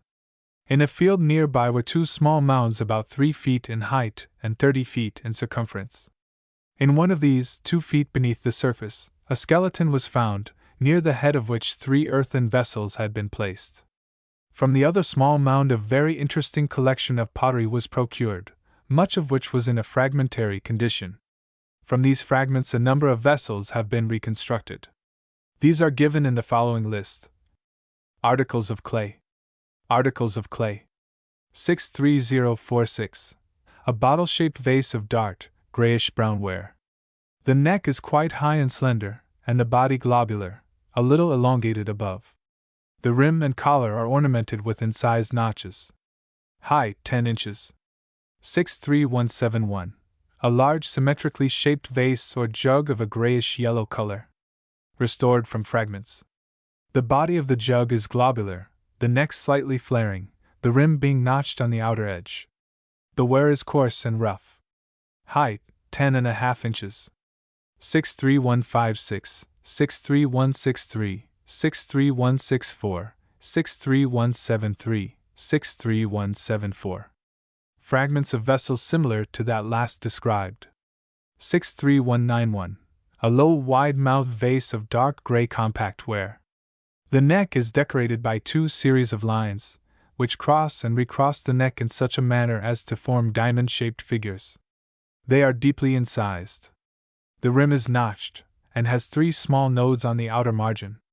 The body is covered with an ornament produced by pinching the clay while in a soft state. Height 6.5 inches, diameter 9 inches. 63159. A very large wide-mouthed vase, the body of which is conical below. The rim and neck are ornamented in a manner very similar to the one last described. Height 16 inches, diameter 19 inches. Figure 169. Figure 169. 63028, 63029, 63030, 63164, 63166, 63167. Fragments of vessels similar to the one last described. 63192, 63195, 63196. 3 small vessels restored from fragments. 2 of these resemble deep bowls with flaring rims. The lip is notched on the outer margin. The other has an upright, slightly constricted neck, ornamented with a band of rude indentations. Diameter 6.75 inches. Figure 170. Figure 170. 63161. A shallow bowl of yellowish-gray ware, ornamented with irregular notches about the rim. Diameter 9 inches. 63197, 63162, 63185. Bowls similar to the preceding. 63194, 63160, 63168. Large bowls with flaring rims. 63176. A very deep bowl. Fragmentary. 63189. A large, handled cup or ladle of yellowish clay. The bowl part is 6 inches in diameter. The extremity of the handle has been lost. Figure 171. Figure 171. 63157, 63,158. Large portions of the bodies of 2 vessels of unusual shape. Collection from Ohio. Collection from Ohio. From Mounds and Fields. From Mounds and Fields. During the year 1881, small collections of stone implements and articles of pottery were forwarded to the Bureau by Dr. Wills de Haas. Most of these are, however, without record, excepting of the most general character. The majority appear to have been obtained from Warren County, at or in the vicinity of Fort Ancient. Articles of Stone. Articles of Stone. 65613. Spear points or knives of gray chalcedony. 3 are very sharply pointed, and have probably been used as perforators. Average width 1 inch, average length 2.5 inches. 65615. Lot of rudely chipped arrow or spear points of grayish chalcedony. Notches quite shallow. 65616. A lot of medium-sized, rather heavy arrow points of gray chalcedony. 65617. Lot of neatly shaped, deeply notched spear and arrow points, averaging about 1 inch in width, and ranging from 2 to 3 inches in length. Made of gray chalcedony. 65618. Lot of arrow points, spear points, and knives of various sizes and shapes. Material same as the preceding. 65619. Lot of rudely finished knives and spear points, mostly wide and heavy, some being almost circular in outline. Material same as the preceding. 65620. Lot of large knives and spear points of variously colored chalcedony. 65621. Knives and flakes of chalcedony. 65722. Large lot of long, triangular knives or spear points, made of gray and reddish mottled chalcedony. They average about 2.5 inches in length, and 1.5 in width. 65623. Large lot of flakes and fragments of gray and dark chalcedony or flint, left from the manufacture of implements. 65,434 to 65,451. Celts and fragments of celts of greatly varied size and shape, made of a grayish, speckled rock, resembling diorite. 65,429 to 65,430. 65431. Medium-sized, grooved axes of ordinary forms. One is made of diorite, the others of gray rock resembling sandstone. 65,426 to 65,428. Very large grooved axes of greenish diorite? The largest is 9.5 inches long, 5 inches wide, and 3 inches thick. 65450. Short, heavy pestles with broad bases and conical tops, made of gray diorite or sandstone. Diameter of bases from 2.5 to 4 inches. Height from 3 to 6 inches. 65448. A long, heavy, cylindrical pestle. 65,464 to 65,492. Bound, oblong, and flattish pebbles, comprising several varieties of stone, used as hammerstones, nutcrackers, and varying from 1 to 6 inches in diameter. The sides of many are flattened or hollowed out by use. 65463. Fragment of cup stone, made of coarse sandstone. On one side 2 cavities remain, on the other 3. These are about 1.25 inches in diameter, and about 1/2 an inch in depth. 65449. A groove stone implement, made from a large pebble of coarse gray stone. The groove about the middle has evidently been made for attaching a handle. The upper lobe has been considerably reduced by picking, and the base, which would correspond to the edge of an axe, has been worked quite flat. Length of lower part 4.5 inches. Height of implement 3 inches. Articles of clay. Articles of clay. 65484. A number of small fragments of pottery of ordinary varieties. Collection from Oregon. Collection from Oregon. Articles of stone. Articles of stone. The following articles were forwarded to the Bureau from John Day River, Oregon, by Captain Bendire. 64,102 to 64,113. Arrow points, knives, and flakes of obsidian, agate, etc., from Indian graves on John Day River. 64,125 to 64,139. Fragments of stone implements, including celts, cylindrical pestles, etc., mostly of compact, eruptive rock. 64127. Pipe of gray sandstone, shaped very much like an ordinary straight cigar holder, 3 inches long, and 1 inch in diameter at the larger end. Obtained from an Indian grave on John Day River. 64126. Fragment of a pipe stem, made of soft black stone, apparently a chloritic slate. A very neat, ornamental design has been engraved upon the cylindrical stem. 64129. Fragment of an ornament carved from greenish sandstone. Collections from Kentucky. Collections from Kentucky. A small collection of ancient relics, obtained from caves in the vicinity of Mammoth Cave, Kentucky, was presented to the Bureau by Mr. Francis Klett. With this collection were a number of articles of stone, some of which were probably obtained from the fields of the same region. 87276. Fragments of gourds. 87277.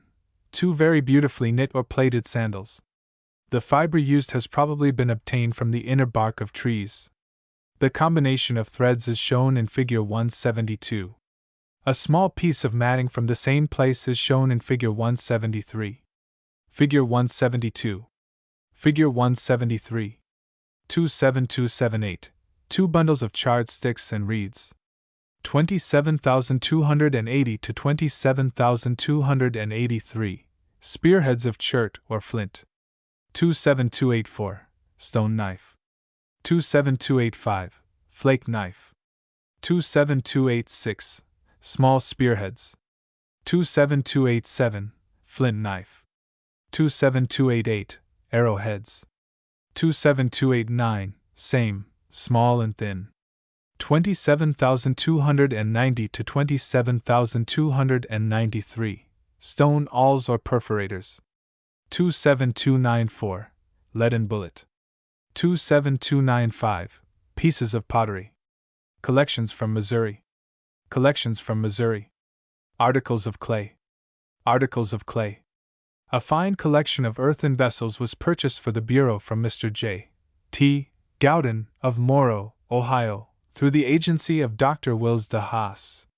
Few facts in regard to them have been furnished, excepting that they were taken from graves in the vicinity of Charleston, Missouri. They resemble so closely the well-known types of Missouri pottery that it is safe to conclude that they were obtained from ancient graves and mounds in the locality named.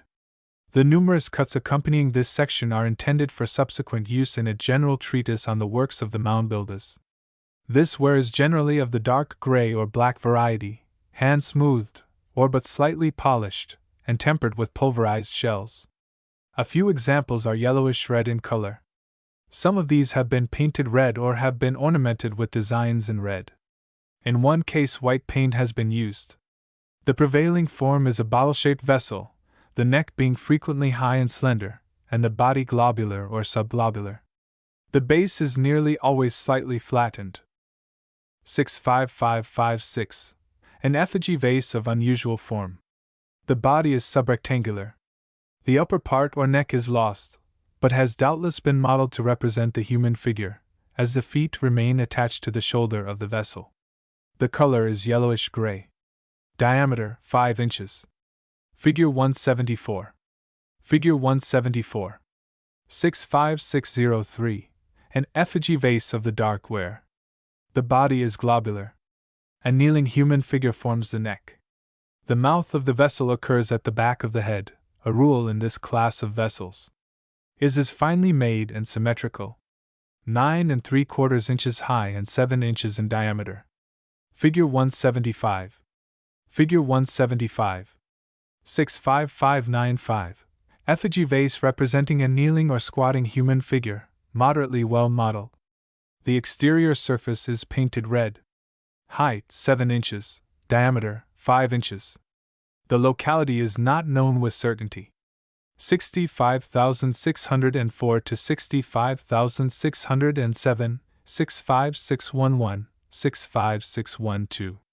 Effigy vases of human figures. Sizes medium to small. The body below the waist is hemispherical, and the legs are not indicated. Figure 176. Figure 176. 65597. Effigy vase, representing an owl. The body is globular. The wings are indicated at the sides, and the legs and tail serve as a tripod when the vessel is placed in an upright position. The head is quite grotesque. This is a usual form in the Middle Mississippi district. Height 8 inches, width 5.5 inches. 65608. Small example, resembling the preceding. 65601, 65596. Vases with globular bodies. The necks represent an owl's head. Size medium. 65605. A small vase similar to the above, but having a human head. 65558. A minute vessel modeled to represent a bird, the opening or mouth being on the underside of the body. Length 2 inches. Figure 177. Figure 177. 65599, 65602, 65604, 65610. Bottle-shaped vases, with globular or flattish bodies and grotesque tops. The rounded heads are armed with a number of nodes or horns, but no features are shown. The largest is 7 inches in width by 7 in height. Figure 178. Figure 178. 65598. Similar vase of medium size. The top is modeled to represent the curved stem and neck of a gourd. Figure 179. Height 7 inches. Figure 179. 65600. Vase similar to the above. The top representing a gourd with short conical neck. 4 lines are drawn from the stem down the sides which represent the natural markings of the gourd. Height 5.5 inches. Diameter 5.5 inches. 65555. A 2-storied vessel, the lower part being a cup of flattened globular form. The upper part is similar in size and shape, but is modeled to represent a univalve shell, the apex being represented by a large node surrounded by 6 smaller nodes, and the base or spine by a graceful extension of the rim. The groove or depression that encircles the vessel between the upper and lower parts of the body is spanned by 2 minute handles. Height 5 inches, width 4.5. Figure 180. Figure 180. 65543, 65551, 65552, 65554, 65573. Small bowls or cups, made in imitation of shell vessels, the noded apex occurring at one side, and the more or less pointed beak at the opposite side. Figure 181. Another similar specimen with hemispherical body is given in Figure 182. Length 6 inches. Figure 181. Figure 182. 65542, 65545, 65550. Small vases with wide mouths, the rim and shoulders of which have the heads and extremities of frogs, modeled in relief. Figure 183. Diameter 6 inches. Figure 183. 65539, 65541, 65544, 65546. Low, wide-mouthed vases or bowls, modeled about the rim to represent sunfish. A vertical view is given in Figure 184. 5 inches in length. Figure 184. 65579. A small bowl, the rim of which is embellished on one side with the head of a panther, on the other side a flattish projection which resembles a tail. 65580. A small bowl, having upon the rim a human head, the face of which is turned inward. On the opposite side is the usual flattish projection. Figure 185. Diameter of bowl 5 inches. Figure 185. 65578. Small bowl, the rim of which is embellished with the head of a fox or wolf. At the opposite side is the usual tail.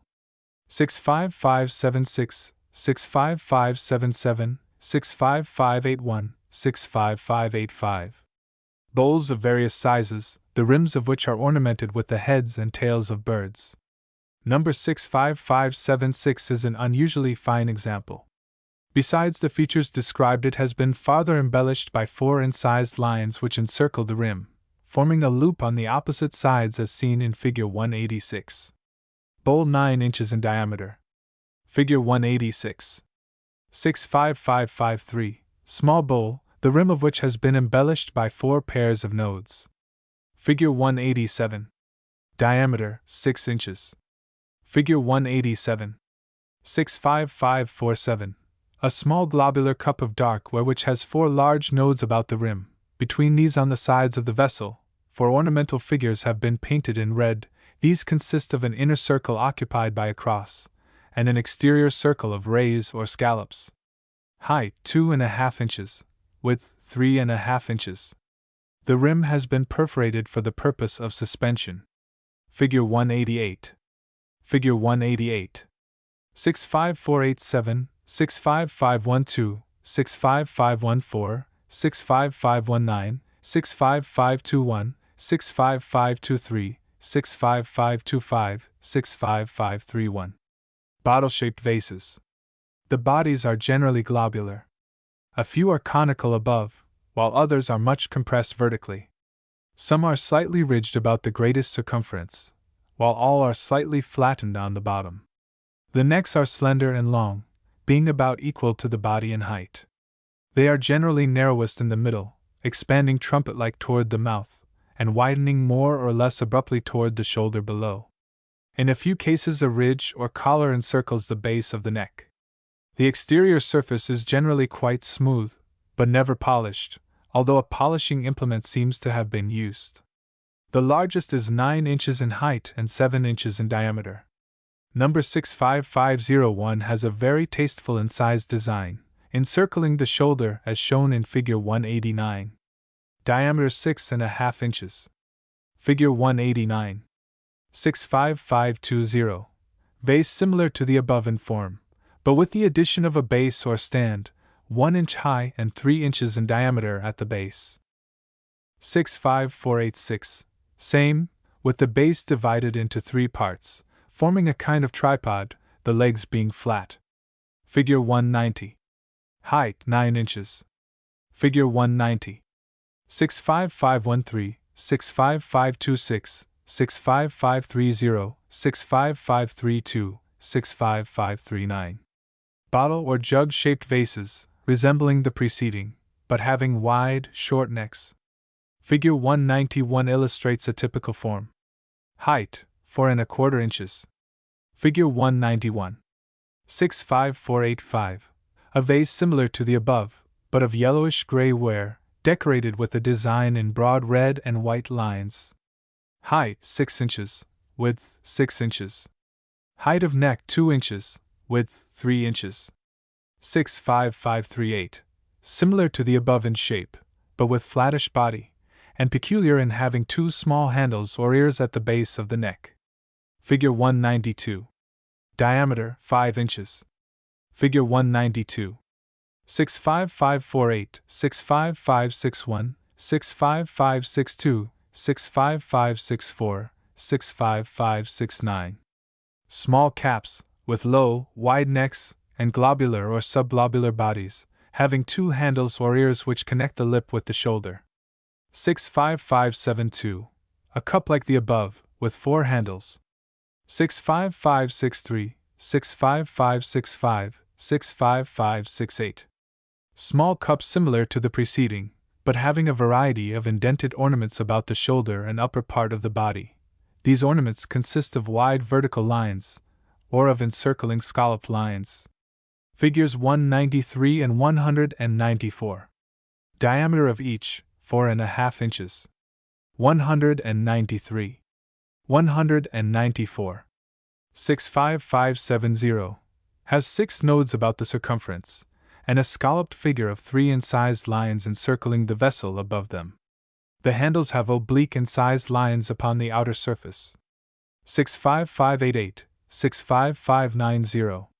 Bowls with scalloped rims. The largest is 9 inches in diameter and 3 inches in height. Figure 195. Figure 195. 65574, 65575, 65586, 65587, 65591, 65593. Plain bowls, of various sizes, and somewhat varied shapes. Figures 196 and 197. Drawn 1/2 the real size. 196. 197. Collections from other states. Collections from other states. 65447. Stone implement of unusual form. It may be described as a flattish cylinder tapering slightly toward the ends, which are truncated. In one end a hole has been bored 1/2 an inch in diameter and 3/4 of an inch deep. A narrow, shallow groove encircles the implement near the middle. The material is a grayish slate. The form is symmetrical and the surface quite smooth. Found upon the surface in Hamilton County, Indiana. 65353. A copper knife or poignard, with bent point. Found by Edward Daniels while digging a cellar at Ripon, Wisconsin. 65352. A handsome vase shaped like a bowl with incurved rim, obtained from a mound on the farm of A. C. Zachary, in Morgan County, Georgia. The incurved surface above has an ornamental design of incised lines resembling the Greek fret. The most expanded portion of the vessel is encircled by a raised band, which is neatly ornamented with notches. The lower part of the body is shaped like a bowl with a flattened base. Diameter 9.5 inches. Presented by J. C. C. Blackburn. Collection from Peru, South America. Collection from Peru, South America. A number of interesting articles were presented by Mr. G. H. Hurlbut. These were obtained from ancient graves in the vicinity of Lima by an agent sent out for the purpose by Mr. Hurlbut while the city was invested by the Chilean army. Details of their occurrence were consequently not obtained. A study of this collection leads to the belief that all the specimens are from one interment, that is, the grave of a single individual. The fact that there is but one skull, one mask-like idol, and but a small number of articles of each of the classes represented, tends to confirm this supposition. 65377. Skull retaining the scalp and hair. The latter is long, coarse, and black. The lower jaw is missing. 65376. A mask-like wooden figure, the face being somewhat above life size. Figure 198. It is of a form not unusual in Peruvian graves. The features are fairly well shown. The eyes are formed by excavating oval depressions and setting in pieces of shell. First, oval pieces of white clamshell are inserted, which represent the whites of the eye. Upon these small circular bits of dark shell are cemented, representing the pupils. Locks of hair have been set in beneath the shell, the ends of which project, forming the lashes of the eye. Figure 198. The back head is formed by a neatly rounded bundle of leaves, held in place by a network of coarse cord. The edges of the wooden mask are perforated in several places. By means of these the back head, some long locks of fine flax which serve as hair, and a number of other articles have been attached. Upon the crown a large bunch of brilliantly colored feathers has been fixed. Behind this, extending across the top of the head, is a long pouch of coarse white cloth in which a great number of articles have been placed. Little packages of beans and seeds, rolls of cloth of different colors and textures, minute bundles of wool and flax and cords, bits of copper and earth carefully wrapped in husks, bundles of feathers, etc. Encircling the crown are long, narrow bands or sashes, one of which is white, the others having figures woven in brilliant colors. The ends of these hang down at the sides of the face. Attached to one side of the mask by long stout cords is a pouch of coarse cotton cloth resembling a tobacco bag. It is about 6 inches square. Attached to the lower edge of this is a fringe of long, heavy cords. To the opposite side a net is suspended, in which had been placed innumerable articles, probably intended for the use of the dead, a sling, made of cords, very skillfully plaited, bundles of cord and flax, small nets containing beans, seeds, and other articles, copper fishhooks, still attached to the lines, which are wound about bits of cornstalk or cane, neatly made sinkers wrapped in corn husks, together with a variety of other articles. 65380, 65382. Sinkers of gray slate, shaped somewhat like a cigar, one or more groves partially encircling the ends. These were carefully wrapped in corn husks. Figure 199. Figure 199. 65383, 65384. 2 copper fish hooks and the cords to which they are attached. The hooks pierce the ends of the bit of cornstalk about which the cord is wound. Figure 200. Figure 200. 65387. A sling, 4 feet long. The extremities consist of a single cord, the middle part of 4 heavy, compactly plaited cords. 65389. Headbands of coarse fabrication, having figures of red, yellow, and white. 65391. A large piece of cloth, possibly a mantle, made by piecing together fragments of highly colored cloths. 65390. A large piece of gauze-like white cotton fabric. 65385, 65386. Small nets containing a variety of articles. 65386. A head ornament of red feathers, skillfully attached to cords.